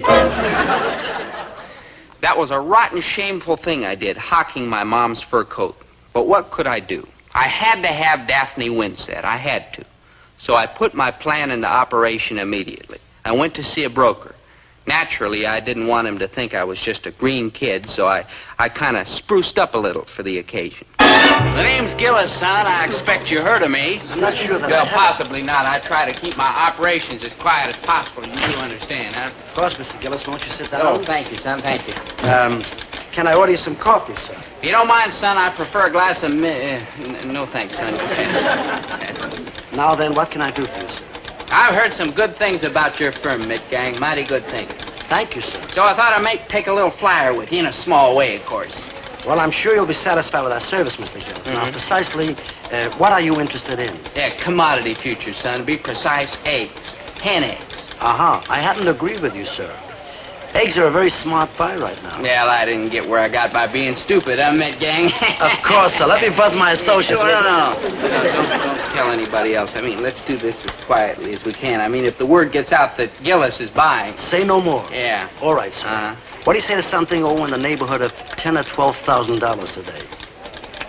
Yeah, well, have you got any other neighborhoods? 7,500? Well, I'm spread a bit thin for that. What's the smallest buy? Let me see. 15,000 dozen eggs, that's $5,000, which makes the margin $500. That's roughly what I was thinking. Now let's run over the profit picture again. When the eggs go up like that, Mr. Funk's lard is up 2 cents. That makes $200, and he's staying with it. Very good. Now, Miss Winsett? My eggs have gone up 3.5 cents. That's another $525. I'm staying with them because the broker's column in the Journal says that jet aircraft over the northern poultry farms are unsettling the hens, and eggs are continuing in short supply. Excellent. You have a brilliant future as a broker, Miss Winsett. How about you, Mr. Gillis? I'm with Daphne. I bought eggs, too. Well, that's more intelligent than I could have expected. And you, Mr. Krebs? Could I borrow another 10,000 or so? I take it Caribbean copra is still falling. Yeah, but I'm going to take a flyer in Tunisian tinfoil. I figure with the TV dinner season coming up, I'm going to clean up, because... We'll take up your case tomorrow, Mr. Krebs. Class dismissed. Daphne, has anyone ever told you that you're beautiful and adorable and smart and desirable and keen and yummy and shrewd and wonderful? Of course. And you're the greatest egg expert in the country.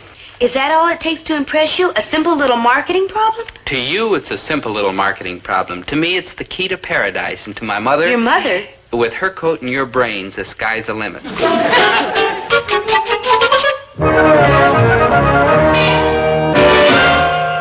Gang, this is Get Rich Quick Gillis. I couldn't get over to the ticker today. What's the picture? $925, huh? Not bad at all. Hello, Mitt Gang. How'd my eggs do today? $1,255, huh? No. I've got my experts watching it, and I'm staying in. Hello, Mitt Gang. Gillis here. How's everything at the Omelet Foundry today? Up another cent? What? Sell now. Sell? Don't be ridiculous, my good man. But, Mr. Gillis, I wish you'd take my Mitt Gang. before it's too late. The market is at a complete standstill. Mitt Gang, please, I must remind you that they're my eggs and I'll sell them when I'm ready. Poor man, apparently the big money panics him. Dobie Gillis? Yes, Mom? Aren't you forgetting part of our bargain? What bargain? I gave you $1 to take my coat to the cleaners days ago. Oh, yeah. Well, dear, that $1 was for a round trip. You're supposed to pick it up, too, you know. Oh, sure. Well, it may be a few days yet, Mom. A few days? And I may have a little surprise for you. How'd you like a nice big sealskin muff to go with it? Dobie, be serious. That coat is the best thing I own. Maybe we'll get you a mink or a sable. Then you can wear the sealskin for every day. Just exactly what are you up to? Mom, they laughed at the old easygoing impractical Dobie. Now there's been some changes made. Trust me for a couple of more days, and I'll have a wonderful surprise for you. Bye, Mom.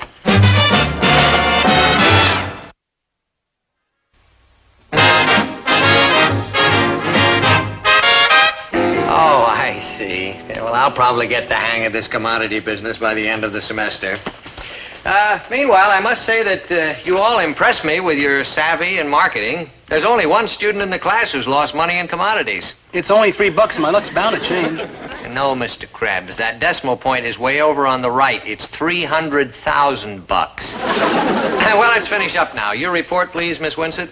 Eggs went up another 2 cents yesterday. My total profit was $1,150, and of course I sold. Splendid. That kind of money gets an A+ in my book. Mr. Gillis, I suppose you followed our fair wizard's lead? Not on your life. Eggs are still going up, and I'm not selling. I'm waiting until they slow down. I see. Just a minute, Dobie. Professor Pomfret, you had to sell yesterday. Who had to sell? Anybody who doesn't want to take delivery on the eggs, that's who. What do you mean? Because yesterday was Spot Day, genius. The 15th is closing day in the Chicago egg market. Spot Day? What does that mean? Yes, Daphne, what does that mean? It means if you don't sell on Spot Day, you actually have to accept delivery on the commodity. You mean if, for instance, somebody bought 15,000 dozen eggs and didn't sell them yesterday, they'd actually deliver 15,000 dozen eggs to him? That's what I'm trying to tell you. Tell me something, Dobie. Do you often turn a bright, vivid green? That's right, Mr. Gillis. You now own 15,000 dozen fresh shell eggs. I thought that's what you said. You're certainly a cool one, Mr. Gillis. I realized yesterday when you wouldn't let me sell out, you had plans for those eggs. Oh, yeah, us Gillises are big eaters. Well, to the matter at hand, your freight carload of eggs will be arriving at the Grove Street siding in a couple of days. Just let me know about your warehouse facilities, the fleets of trucks, and so on, and your check for the $4,500 will be due when the eggs arrive. Yeah. So congratulations, and I hope to be seeing more of you. Thank you, Mr. Midgang. Thank you very much. You and Mrs. Midgang will have to drop over to the house sometime for eggnog. You pawned my fur coat? And you spent the money to buy eggs with? I know I shouldn't have, but I saw a chance to make a nice profit. And it wasn't just for me, it was for all of us. You did a wrong thing, Dobie, but I can't find it in my heart to be too hard on you. Well, me neither, son. I guess you just got merchandising in your blood, just like your old man. I'll tell you what I'm going to do. I'm going to help you get rid of them eggs. How many you got? 15,000 dozen. 15,000 dozen, huh? Well, I'll just set up a little display here, see? And maybe I'll take and add in the... Dad, I know it seems like a lot. Seems like a lot, boy. You are underplaying. There ain't that many working hens in the whole United States of America, including Minneapolis and St. Paul. That's more dozen eggs than there are people in this whole town. I don't need my coat. I can just spend the rest of my life in the store. Dad, I hate to ask at a time like this, but when the eggs arrive, yes, I'll need another $4,500. $4,500. Just until I sell the eggs, of course. Don't depend on spending the rest of your life in the store. I'm going to have to sell it to pay for that guy's eggs. All right, call me a rat. You rat? Call me a skunk. You skunk? Never mind.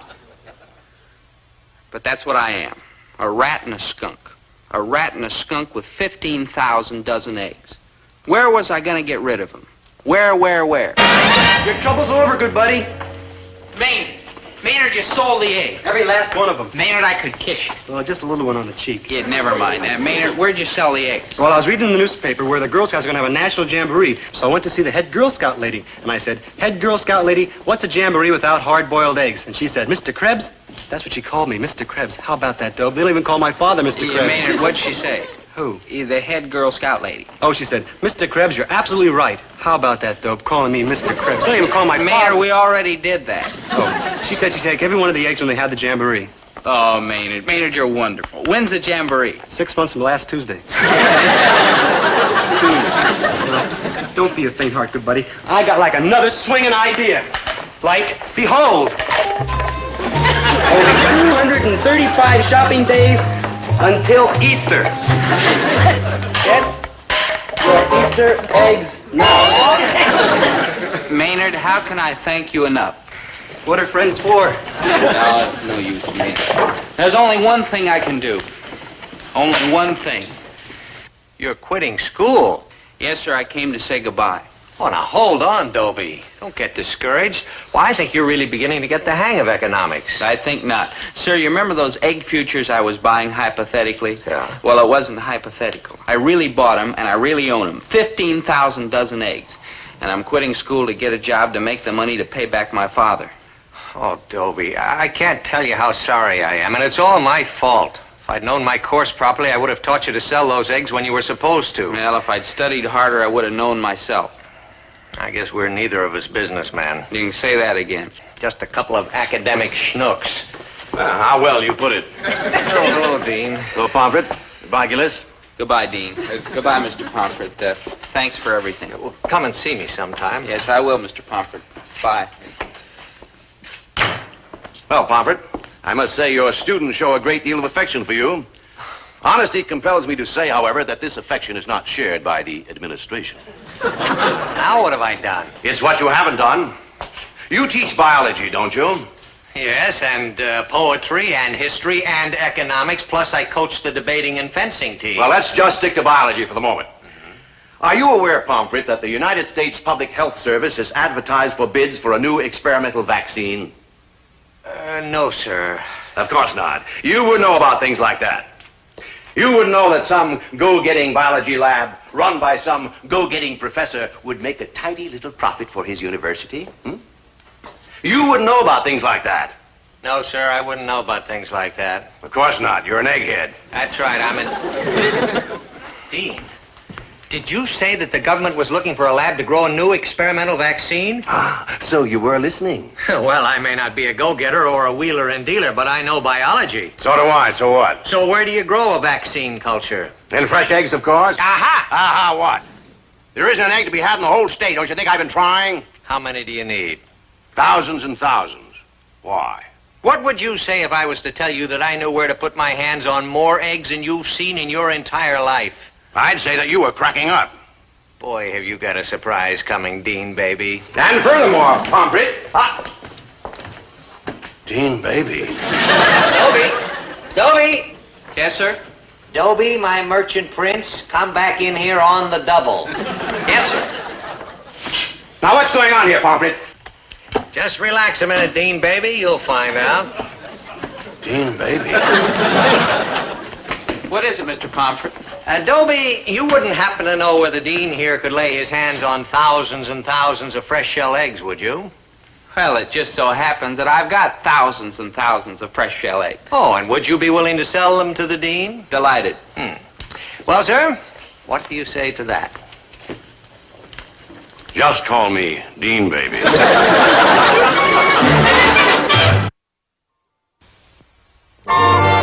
Good morning, Dobie. Oh, hi, Daphne. I heard all about your big egg deal at school. You're the hero of the campus. Oh, I do what I can. Have you got it? Got what? My history homework. No, Daphne, I don't have it. I don't understand. It's very simple. I'm not going to do your homework anymore. You're kidding. No, Daphne. A long time ago, you agreed I was a whiz in poetry and history and like that, true? True. But I was a knucklehead in business and finance. Well, I just proved I'm not such a knucklehead after all. Now, think it over, Daphne. A man who knows art and culture and also business and finance. Well, a man like that's quite a catch. But... I mean, a man like that doesn't have to do a girl's homework in order to hang on to her. And a girl who finds herself a man like that can count herself pretty lucky. Now, think it over, Daphne. Think it over. Goodbye, Dobie. Where are you going? To think it over. Daphne. And I think pretty slow. It may take several years. My poor Now, don't tantrum now, Winnie. Chin up, son. Nobody likes a crybaby. Sure, Dad. Remember that old thing, boy, about laugh and the world laughs with you. Cry and you cry alone. But the man worthwhile is the one who can smile when everything goes dead wrong. Hey, great. Come here, Dad. I want you to do some smiling. Huh? Dad, remember how the college bought those eggs for that experiment? Oh, yeah, and I was sure proud of you, boy, unloading all that 15,000 dozen eggs. Yeah, well, Dad, they didn't exactly take all 15,000 dozen eggs. Oh? Dad, start smiling. Oh?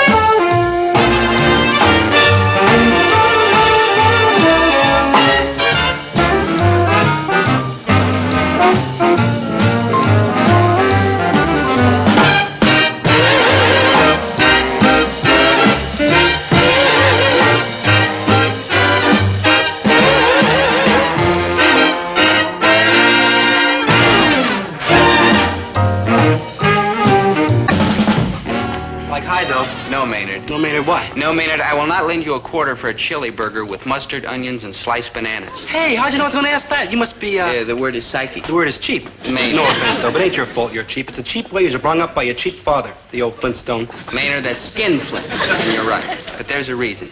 You see, all his life, Dad's had to struggle for every penny he's ever had. He says kids these days have it too easy. They don't know what good hard work is. Quite so, Gillis, baby. What good is it? Don't crowd, you greedy oafs. You'll bruise the cashmere. Here, fabulously expensive gold watches for you, and you, and you, and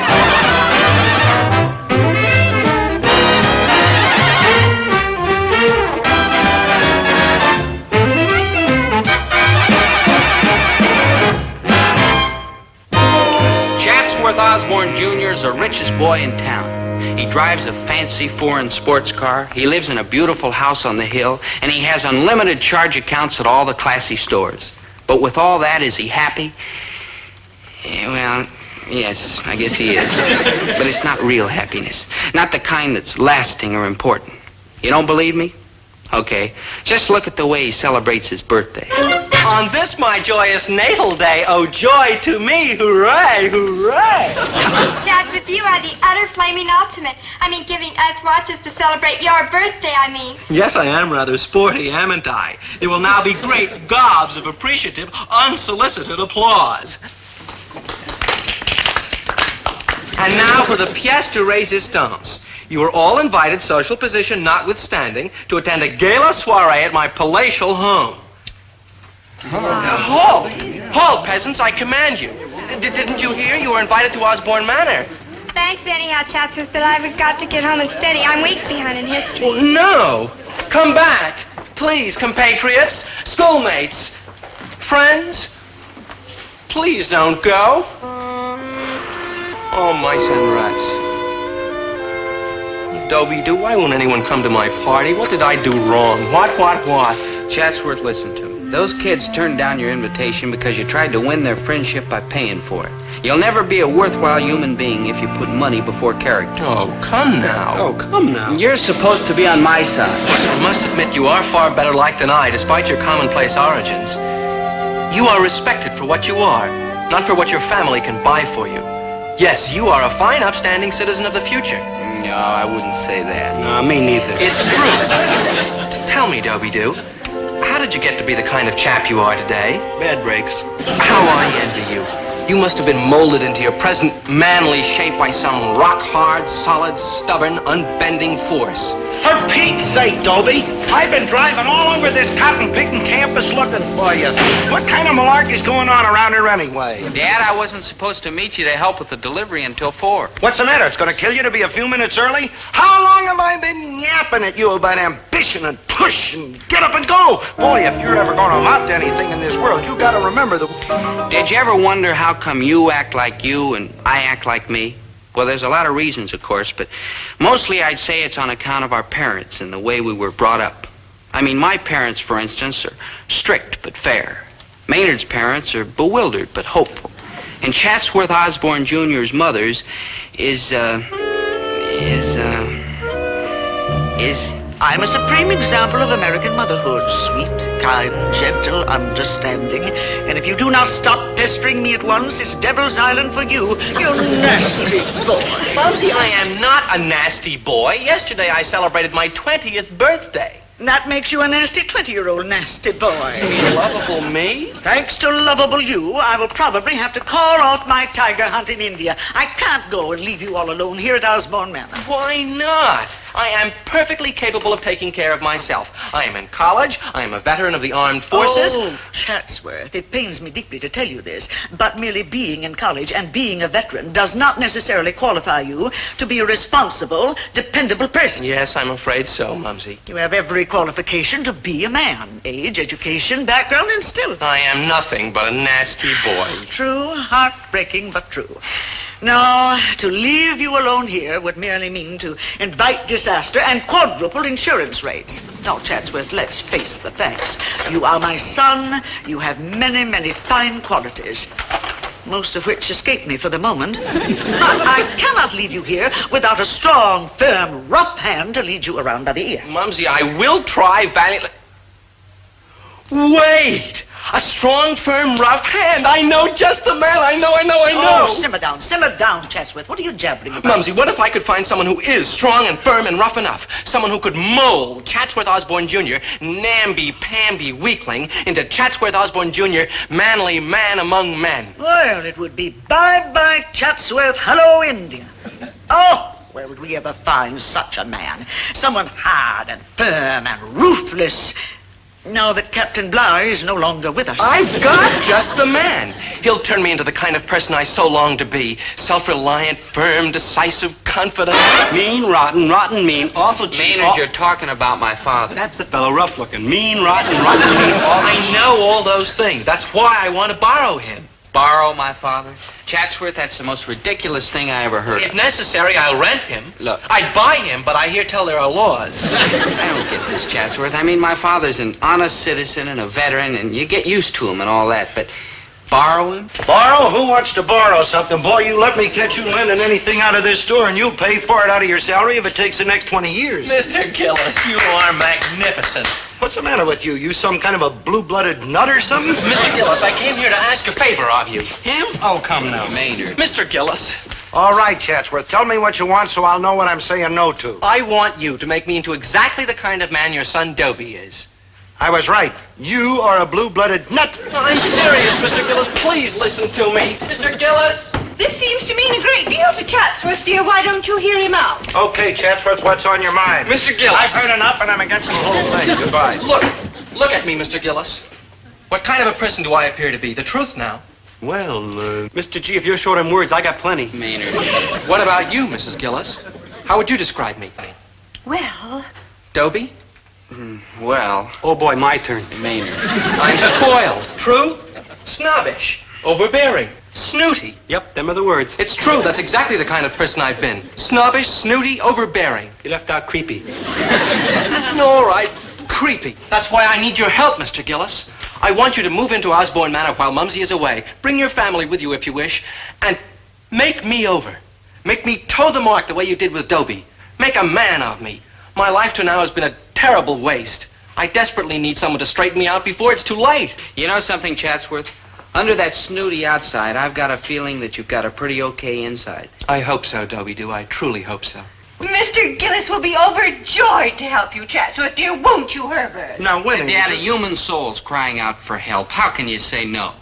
You're right, son. I'm too big a man to back down in the face of this challenge. Chatsworth, you've got yourself a deal. But you better be loaded with intestinal fortitude, because from now on, it's early to bed, early to rise, hard work, the rough and ready life. Glorioski, I'm beginning to feel stalwart and manly already. Teaching Chatsworth Osborne Jr. how to become a man was not a job to be taken lightly. But if it could be done, Dad was a fella to do it. In the first place, he doesn't go for any of that fancy bowing and scraping. I don't go for none of that fancy bowing and scraping. Now cut that out. I want you to treat me like I was a simple person. He is bowing and scraping to me, simple man. If you were any more simple, it would be indecent. Hello, Mrs. Osborne. Gillis, I understand that you are going to attempt to take my place and make a hard-working, earthy man among men out of my poor baby. Chatsworth, button your coat, dear. There's a draft out here. Mumsy, please. Well, I shall do my best, ma'am. After all, there's good stuff in the boy. It just ain't been brought out right around here. No offense. And so you intend to bring out this good stuff in him? Mrs. Osborne, when you get back home, you won't recognize the boy. Well, I've always tried to do what is right for Chatsworth, ever since his father went to that big board of directors meeting in the sky. Raising a boy alone is not easy for a poor, helpless widow. By the way, Tremblay, call my broker first thing in the morning. Tell him to buy up every share of Amalgamated Tin if it breaks the company and every miserable stockholder in it. It'll be attended to, madam. Mrs. Osborne, my husband does not mean that he intends to take your place. It's just that, forgive me, without a firm, masculine hand to guide him, a boy can go off in odd directions. Oh, no. Don't shilly-shally, Mrs. Gillis. Your coarse working-man husband intends to show Chatsworth that our way of life has been harmful. It must be true, Mumsy, else why am I so unpleasant? The word is nasty, but you do have a point. I have absolutely no faith in the outcome of this whole experiment, but I have promised Chatsworth that he may have a go at it, and I never renege on a promise, unless I feel like it. Trembly, my bags. India awaits. Farewell, Mumsy. Good hunting. All right, Chatsworth. Break clean. No, an invasion, Trembly, my elephant gun. So it's just me managing Krebs. Call Washington, try to get President Harding directly. Maynard's with me, Mrs. Osborne. He gets lonesome alone. I cry. Oh, no. Oh, after this, man-eating tigers will be a ladies' tea party. So, they think they can brainwash Mumsy's little lamb. Ha! Mumsy is going nowhere. Mumsy is staying right here and watch them fail miserably. Here, madam. Oh, this secret passage goes all through the house. It was built by Chatsworth's great-great-grandfather, Republican J. Osborne. He hid out here through 5 Democratic administrations. Trembly, hide the luggage. There's more than one way to skin a Gillis. Yes, madam.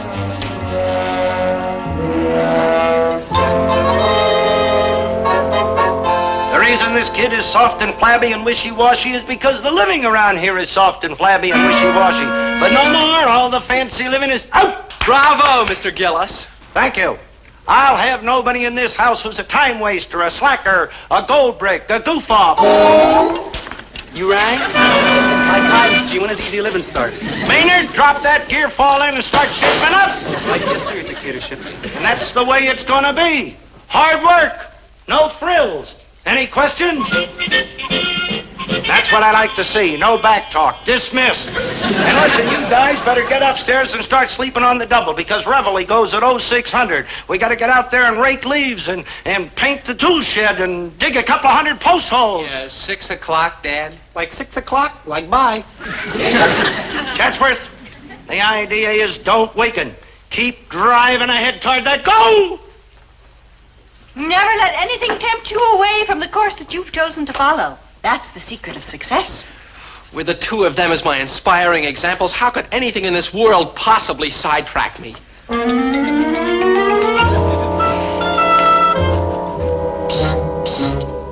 Trembling. You hissed, madam? Don't look at the picture, you knucklehead. Carry on. Face the other way. As you say, madam. This oaf Gillis must be smarter than he looks. He'd have to be, madam. He and his idiotically virtuous family have firmly convinced Chatsworth that the soft and easy life is unhealthy. Good gad, shouldn't we report them to some congressional committee? No, there's a quicker way. Let us see how long the noble Gillises can resist the soft and easy life when it's offered to them. Ah, madam is a genius. Never mind the flattery, Trembly. Just get cracking. Great-grandfather Osborne was a drinking man, and it's soggy in here. Very well. Edith, I want to talk to you. Zut alors, Tremblay. Qu'est-ce que c'est this hard work and qu'est-ce que c'est this blabbermouth Hebert Gillis? Don't worry, he won't be with us for long. Meanwhile, you take care of Mrs. Gillis, the full treatment. Ooh, the treatment? Ooh la la? Right. And I'll be giving old Blabbermouth the treatment double. Ooh la la. When my father was a boy, he led a very hard life. You know why? Because his family was cheap. Yeah, well, maybe cheap's the wrong way to put it. What they really were was, cheap. But that experience made Dad so tough and strong and hard-headed that the luxuries of Osborne Manor could never soften him up. Hey, what are you doing in here? I've come to bathe you, sir. Listen, the last time anybody bathed me, it was my mother. I was 6 months old, and I didn't like it then. What's that stuff? It's iguana oil, sir. Most relaxing. And whatever happened to good old-fashioned soap? Out! Cut that out, will you?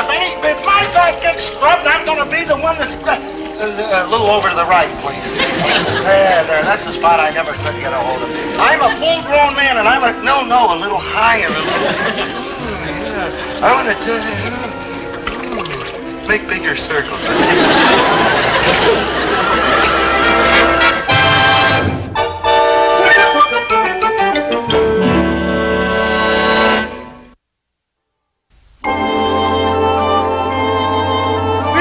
Fifi. The only reason that I'm letting you wait on me like this is because it's been a long, tiring day. Oui, madame. And now, madame must choose for herself a beautiful dressing gown from Paris. A dressing gown? Oh, no, Fifi, I couldn't take anything. That white one. Is that my size? It is perfect, madame. Oh, it's been years since Herbert saw me in anything like this. Not since our honeymoon. Oh, come on, girls, hurry up. I can't wait for Herbert to see me. And don't be cheap with that perfume. Oh, poor Herbert, living the rough and rugged life. He doesn't know what he's missing.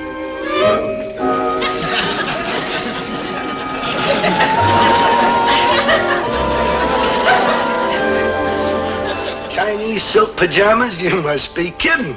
But, Mr. Gillis, sir, at Osborne Manor, everybody wears this type of sleeping apparel.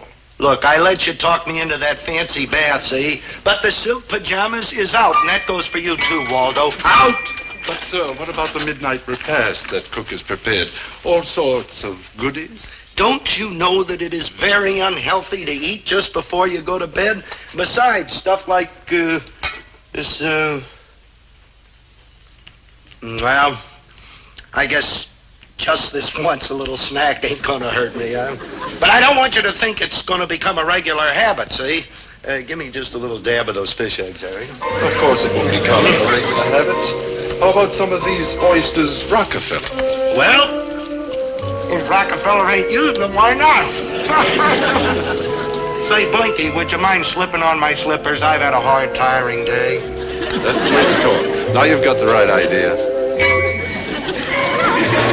Poor Winnie. She don't know what she's missing. All right, so Mrs. Osborne's butler found a couple of little weak spots in Dad. But when it came to fighting off the important luxuries, Dad was strong as an ox. I can have these peeled the next time.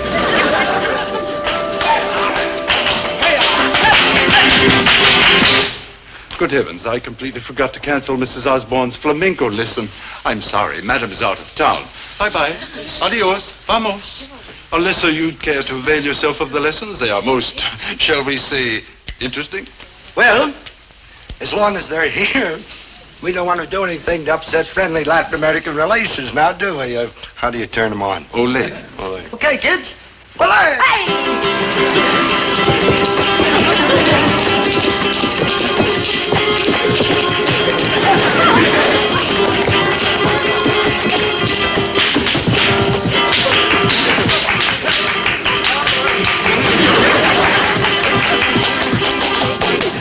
Join the party.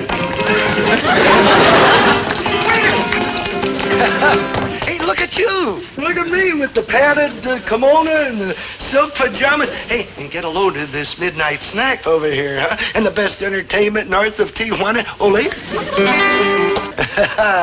Herbert, I thought we were supposed to live simply. Well, Winnie, you know I don't like this fancy living any more than you do, but we got to think of all our other fellow Americans. Fellow Americans? Well, sure, all of our other fellow Americans. Take these fish eggs, for instance. Why, if we don't eat them, the first thing you know, the demand for fish eggs starts going down, and it's a known fact that fish eggs collectors have large families, see? Now, what happens to all these little kitties when Papa gets the eggs, huh? Poverty, starvation, malnutrition, that's what. And rubber boots. Rubber boots? Well, sure, you don't think a guy can go running around in rivers collecting fish eggs unless he wears rubber boots, do you? Well, I suppose and not, where do Herbert, we but- get the rubber from to make those rubber boots? South America. You don't want the rest of the world to figure we're turning our backs on our fellow South Americans, do you? And tortillas, what about them? Tortillas? No Spanish dance and nobody wears on heels. Nobody wears on heels, nobody's buying heels. And all the Spanish heel makers are broke and can't buy tortillas. And then the tortilla makers are broke. And Winnie, you are driving us smack dab into the center of malnutrition, starvation, poverty, and war with Spain and South America and all us fellow Americans. I'm just no good. I hate myself. Dancers? Ole!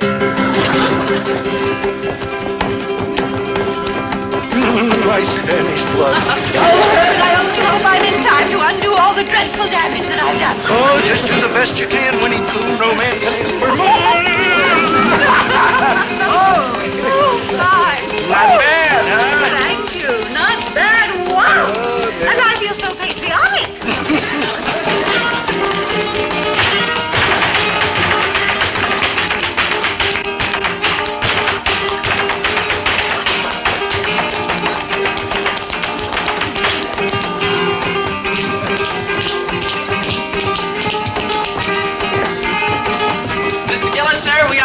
glad so. We may be up for the birds to start working and learning to... What about the virtues of hard work and the plain, simple life? Well, Chancey, I'll tell you. You see, it was this way. I can explain everything, but you tell them, Eddie. No, please, Mr. Gillis. It's all perfectly clear. Temptation was put in your path and you couldn't resist it. I understand. I've spent a lifetime giving in to temptations myself. Now, just a minute. So we lived it up a little, but this don't mean that I ain't fit to teach you how to grow up and be a man. No offense, Dad, but that's exactly what it does prove. Chatsworth brought us here to be shining examples of the kind of person he thinks he wants to be.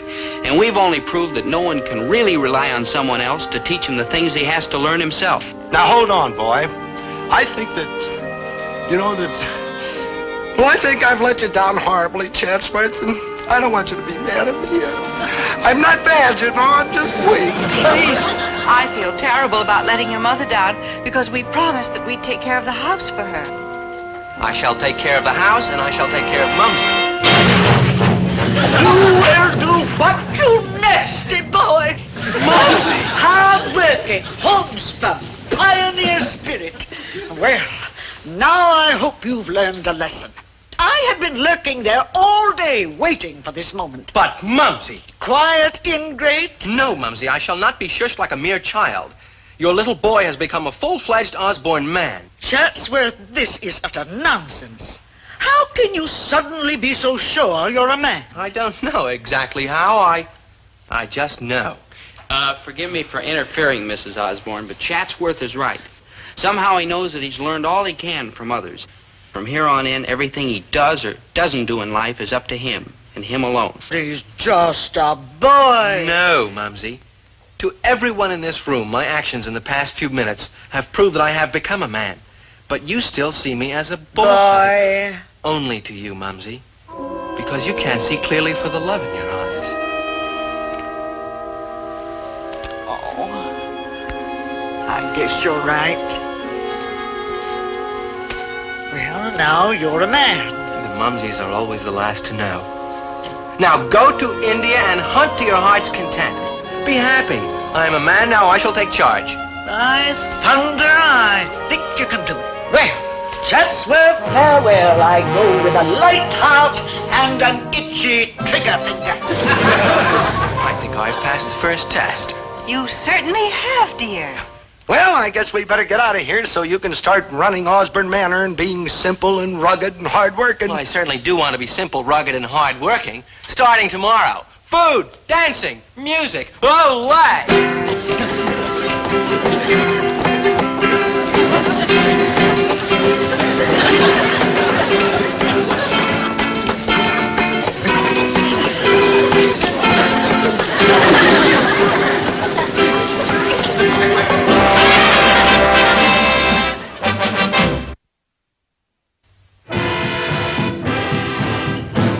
It's a wonder he didn't pounce on her. A tiger pounce on me? He wouldn't dare. Well, we're awfully glad that you're home safe and sound and that you're here having dinner with us. Oh, it was delicious. Now, you must give this recipe to my chef. What's it called? Frankfurters and beans. Just call Winnie any Tuesday or Thursday and she'll put your name in the pot. Well, you men sit here and talk. I have dishes to do. May I help? Chatsworth, you weren't listening. Men are to sit here and talk. Dishes are a woman's work. Winnie, will I wash or dry? Glorioski, my cup runneth over.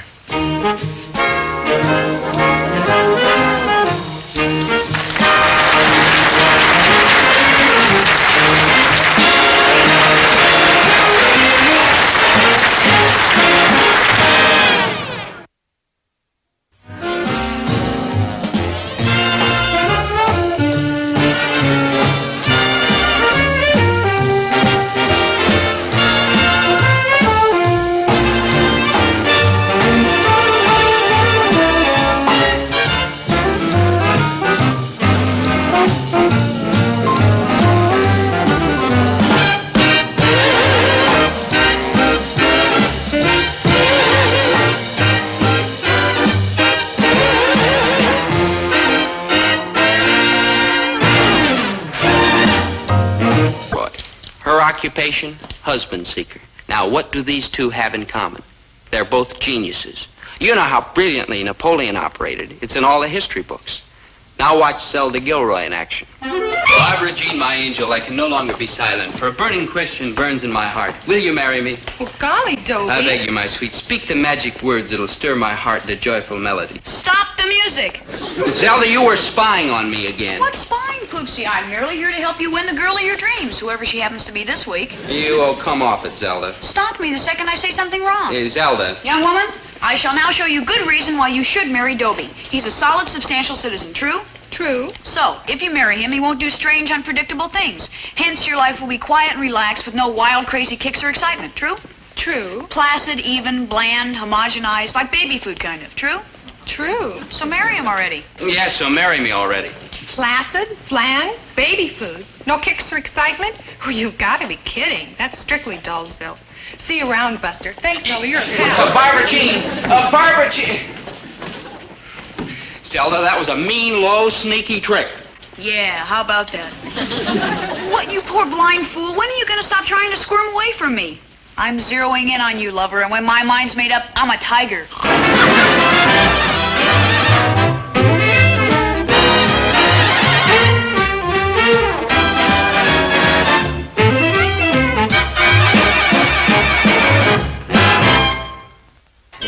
What's the use kidding?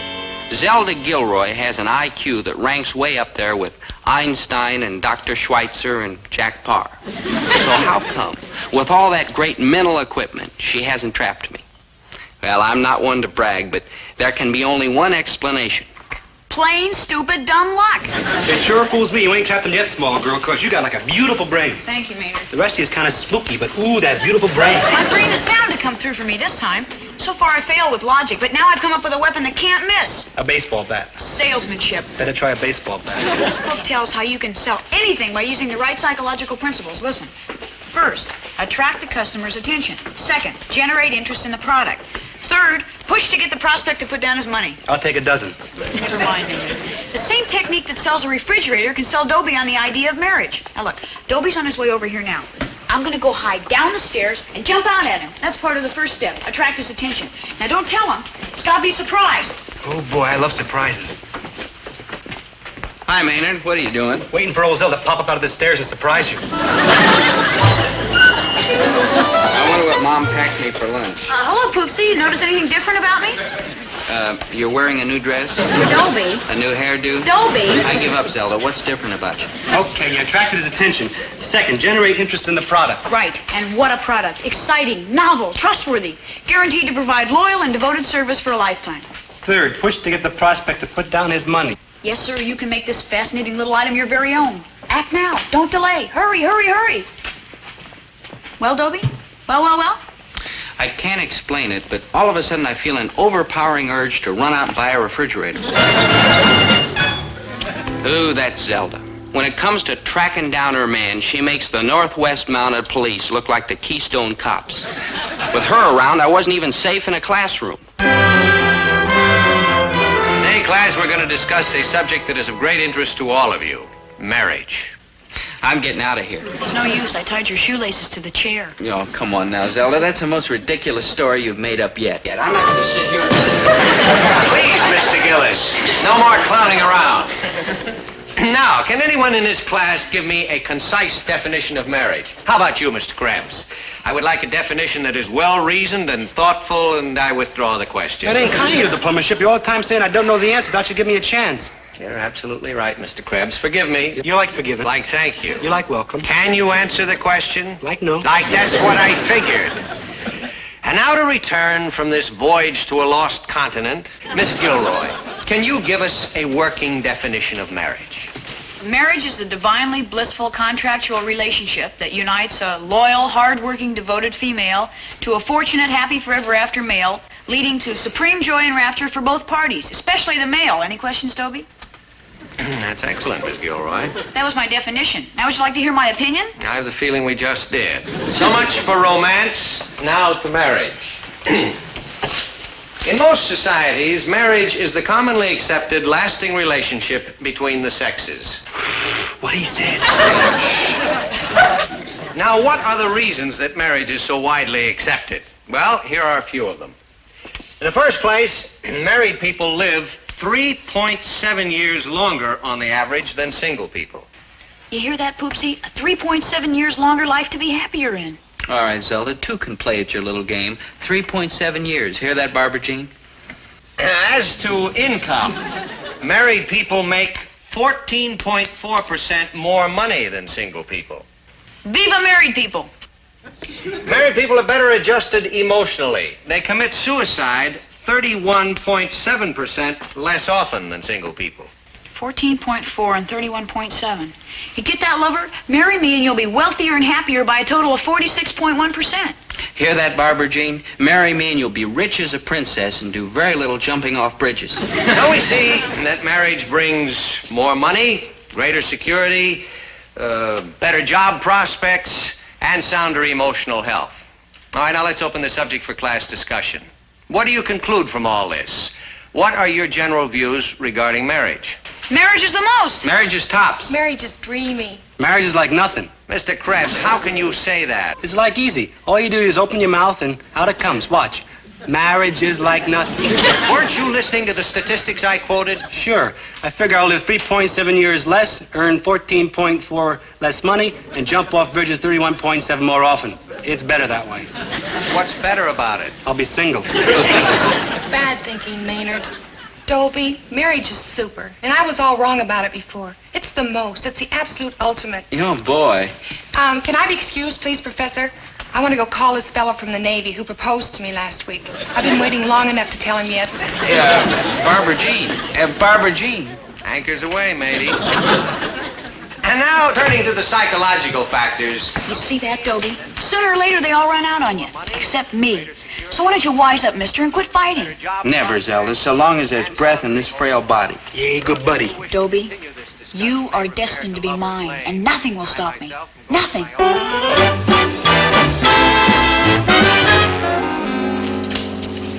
Like I do, buddy. Where you been all day? Maynard, I've been thinking. It's not my line of work.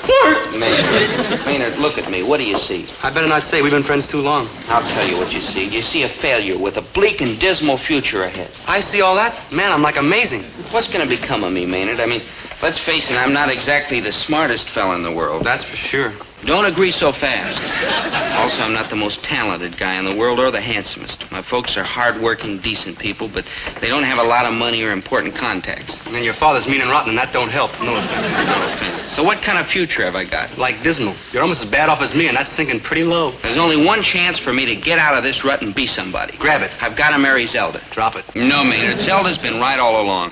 When I started thinking about what Mr. Pomfret said today, I all of a sudden realized I'd better grab her before it's too late. You're making jollies, huh, Dobe? With Zelda's my wife, I'll make more money, I'll be emotionally more healthy, and I'll live 4.9 years longer. You're pulling my arm, huh, Dobe? That's leg, and no, Maynard, I'm not. It's now or never for me. Marry Zelda or soup kitchens, here I come. Attention! Hear ye, hear ye, hear ye! Yeah, Zelda, you don't have to do that. I've decided Aha! I've got his attention. Now the Zelda. Stir up his interest. Zelda. I have here a few audiovisual aids proving that marriage is the most exciting, Zelda, listen to me. I've decided to Dobie, marry you. Someday you're going to realize that marry me, you, me. Right. Maynard, you heard him. He said it. He's going to marry me. He said.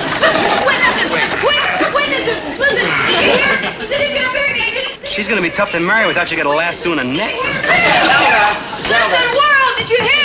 Oh, Dobie, I knew you couldn't. I just knew it. Zelda, you were right all the time. Can you ever forgive me for making you wait so long?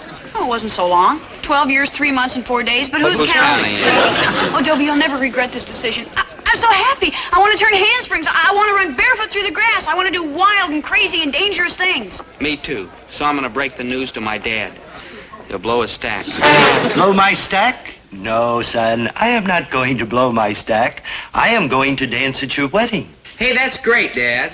And after I have danced at your wedding, I shall go out into the alley and cut my throat. Sure, but that's no way to talk. How other way is there to talk for a kind, loving father who sees his well-beloved son turning into a knuckle-headed snook? Dad, listen to me. Boy, why do you have to get married and fall into that miserable trap? Yeah. Winnie, I'm sorry. I didn't mean that. Son, Marriage is a wonderful thing when the time is right, but you've got to be ready for it. I am ready. And that's what I said, and look what happened, Winnie. I'm just trying to give the boy some good advice. Dobie, if I may translate what I suspect that your father is trying to say, don't rush into this marriage. Make sure that it's exactly what you want before you do it.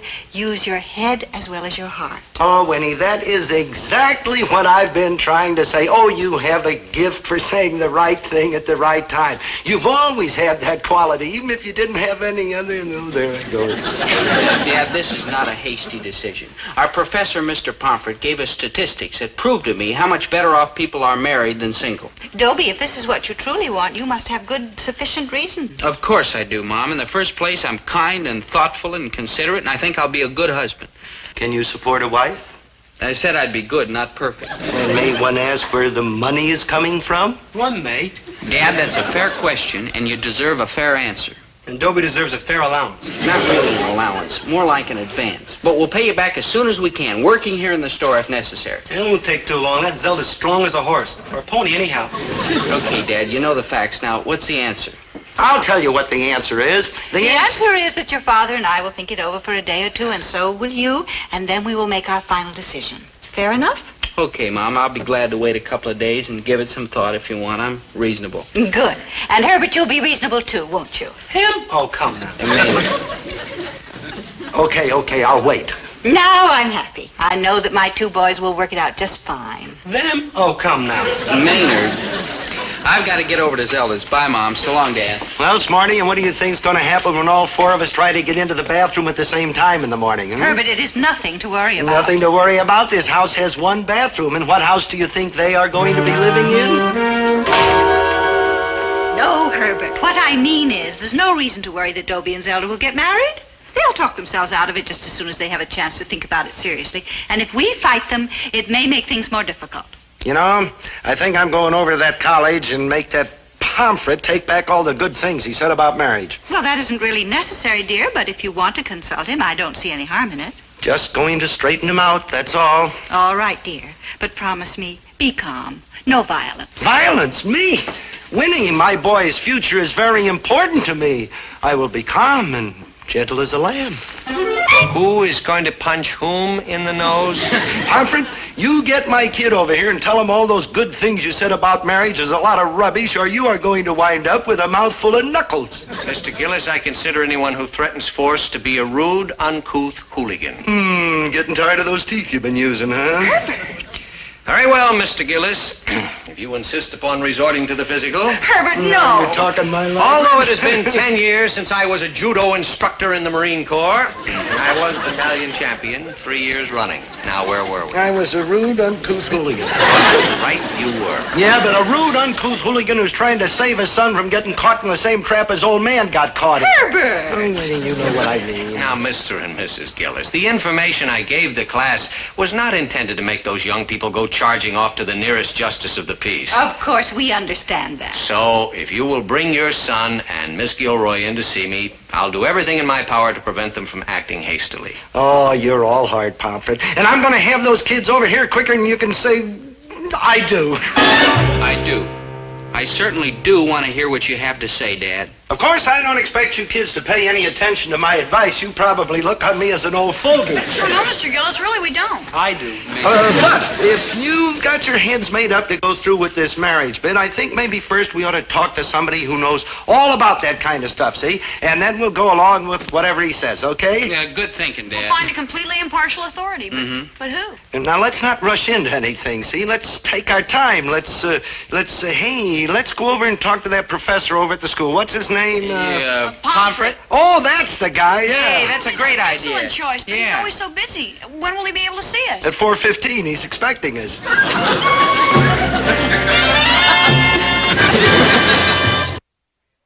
Believe me, Dobie and Zelda, I realize that the task of advising young people on marriage is a very difficult one. Except for saying, no, that's a cinch. However, I have made up a list of the elements that I consider essential in the background of participants in a happy marriage.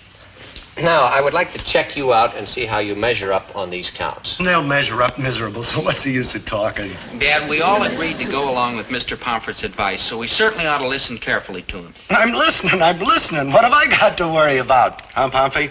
We shall see, Mr. Gillis. Now, the first item is most important. Are your parents happily married? What's that got to do with anything? Children of a happy marriage are more likely to be well-adjusted. Yeah, Mr. Pomfret, my parents are like a couple of newlyweds. My folks are happily married, too. Good. You score 100% on that question. Now, hold the phone. Do you mean that if Dobie comes from an unhappy home, the chances are he won't have a happy marriage? Well, yes. Dobie, what makes you so sure your parents are happily married? What? Aren't we happily married? Winnie, this is not the time or the place to discuss it. Oh, yes, it is. If we aren't happy, I'd like to hear about it. Well, I suppose it would have to come out sometime. And the sometime is now. Tell me, Herbert. Don't spare my feelings. Oh, Winnie, I'm sorry, but for years I've been running around on the verge of frustration. Oh? And how long has this been going on? Ever since the honeymoon. Dad, if you were that unhappy, Mom and I would have noticed. Oh, not for me, you wouldn't, boy. I'm the kind who likes to cry privately, like into my pillow. And all this time I thought you were snoring. Pomfret, the answer to your question is no. Dobie does not come from a happy home. Next question. Next question. Dobie and Zelda, did you have a happy childhood? Yes. What's that got to do with it? Happy children grow into well-adjusted adults and make excellent marriage prospects. Mr. Pomfret, I was extremely happy as a child. Me, too. You were a pathetic kid, always sniveling. No, I wasn't, Dad. I was very happy. Son, you laughed to hide your tears. You come from that kind of stock. You don't remember, but I do. Morose, sullen, miserable. And why? Because you came from an unhappy home. Herbert, what on earth are you talking about? Dobie was a very happy child, laughing and singing all the time. Yeah, did you hear that, Professor? That is why he was an unhappy child, because I got a wife who is always contradicting me. Now, it is impossible for a child to have a happy home life when he's got two parents, one of which is always contradicting and arguing with the other. It figures he has to be an unhappy kid. Next question. Very well. Did you have a strong affection for your mother? Yes. Whoa there, whoa. All right. Speaking for myself, I had a very strong affection for my mother. I'm talking about this ingrate here, this fresh kid who never did anything good for his mother. Dad, I love my mother. That's true. Dobie was always very sweet to me. Oh, come on, admit it, Winnie. You are just ashamed to tell Pomfret here that we have an unhappy home and a son who is rotten inside. Well, I admit it. I, who am the rotten father of this unhappy father's kid. And the next question. Did you have a strong affection for your father? Yes. And you, tell the truth for a change, will you? I love you, Dad. Oh, come now. How can anybody love me? And that just proves that he's making up the whole blame thing. Next question. I have no more questions. All right, and all the answers have been wrong, so let's forget all this marriage jazz and go home. Come on. Not so fast, Mr. Gillis. You've just given Mr. Pomfret a dramatic demonstration of the love and devotion a father can feel for his son. Mr. Pomfret, don't you see? Mr. Gillis would do anything for Dobie. Lie, cheat, degrade himself, anything. If he thought it was in the best interest of his son. I realize that, Zelda. And with such a loving family background, academically speaking now, it would seem to me that a marriage between Zelda and Dobie would have every chance of success. Hey, that's wonderful, Mr. How can we ever Pomfret. thank you, Hey, sir? wait a minute. Yeah, What's all Dad, this? Dad, you promised to go along with whatever the professor advised. Dobie's right. You did promise, dear. This is the wisest decision you ever made, and you'll never regret it, Papa Gillis. Zelda, I regretted it before I ever got here. Now it's in spades.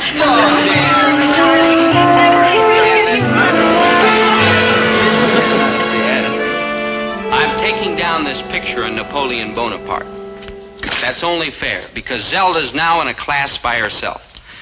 I mean, if she'd been with General Custer, there's no question that the whole thing would now be known as the Indians' last stand. She's unbeatable. So it's inevitable that the day is rapidly approaching when I will be saying two of the truly shattering words in the English language. I do.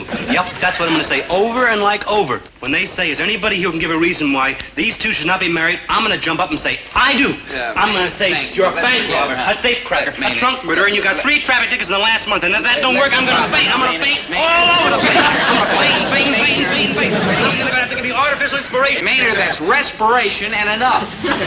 I'm marrying Zelda, and that's all there is to it. Ah, Zelda, my betrothed. How good to see you. Hi, Maynard. Maynard, how come you don't want me and Dobie to get married? Well, it ain't none of my business, so I'll tell you. Maynard, stay out of No, this. please, Dobie. I want to hear what he has to say. Well, ever since he got engaged, old Dobie ain't been the old Dobie used to be. Says who? Says me. I just said it. Didn't you hear me? Continue, Maynard. I want to hear this. Well, he used to go galloping around after chicks, and pinching flowers off Miss Trigney's lawn to give him, and writing them poems that didn't rhyme, and singing under the windows in the middle of the night, and just acting like some kind of nut. No offense, old nut. All right, Maynard, since you insist on bringing it up, you're right. I did act like some kind of a nut. I was a perpetual schoolboy, always chasing after a rainbow I couldn't catch. But now that I know my future's with Zelda, I've started to act like a grown-up man. And it's about time, isn't it? I'm calm, I'm secure, I'm settled. You ain't settled, Dobe. You're like defeated, like scared, like playing it safe, and like copping out. Thanks, Maynard. Thanks a lump. You're like welcome, and another Goodbye, thing... Maynard. Maynard was just leaving. I was? You were. Oh, well, so long, Zell. So long, Dobe. Hey, I wonder how he knew I was leaving. I didn't even know I was leaving. Man, what an age we live in. Maynard means well, but sometimes he sees things kind of funny. Sometimes he sees things kind of better than anybody else. Dobie, why do you want to marry me? Huh? It's a simple question. I want to know why you want to marry me. Holy cow, Zelda, we went through all that several thousand times. Please tell me, Dobie. It's important. Well, sure, if you want. We grew up together. We respect each other. We get along. We laugh at a lot of the same things. We're good for each other. All true. Anything else? Well, I guess I could think of some more, but... What about love? Love? It's one word you didn't use. It's a word you've never used to me. Well, sure, I love you, Zelda, but it's a different kind, a quiet kind, a kind you don't run around shouting about. And you don't pinch flowers off Mrs. Trigney's front lawn for me either, do you?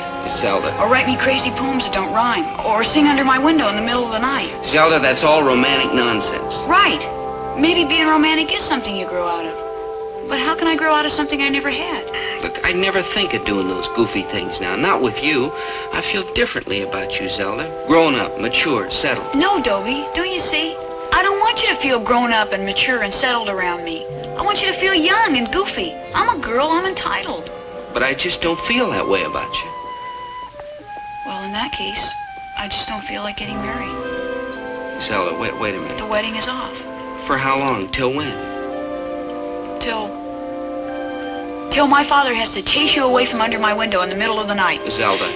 Till Mrs. Trigney has to build a great big huge tremendous fence around her flowers to keep you out. Till my mailbox is flooded with crazy poems and not one single word rhymes.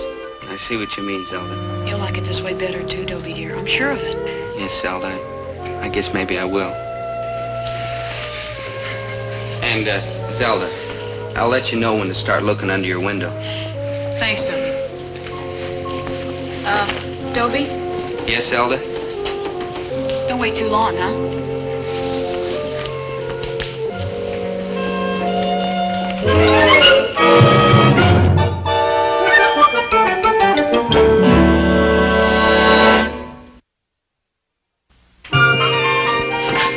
Oh, hi, Maynard. Like, bye, Dobe. Bye? Maynard, I'm not going anyplace. Sure you are, good buddy. Into the blessed state of community property. Oh, Maynard, didn't you hear? Oh, so I bring in my wedding presents. I like under protest. Yeah, look, Here's Maynard. my petrified frog. Yeah. My ball of tinfoil I've been collecting since I've been a little tiny baby. And, Maynard, look. my most prized possession of all. The only existing statue carved by hand out of soap of Roger Maris in civilian clothes. Maynard, didn't you hear? We called it off. Zelda and I are not getting married. Well, what do you say to that? Give me back my wedding presents, you false pretense. Dobie, I want to talk to you. Yeah, Zelda. Small girl, what would you do if somebody gave you the only existing statue carved by hand out of soap of Roger Maris in civilian clothes? Wash the dishes with it. Well, buddy, when you called it off, you done good. Sing. Zelda, look. Oopsie, sing. Zelda, you promised you'd wait till I was ready. I am waiting. Zelda, this is waiting. You bet your boots. When you get that sudden urge to sing under my window in the middle of the night, I'm going to make sure you're on key, Buster. Zelda. Sing.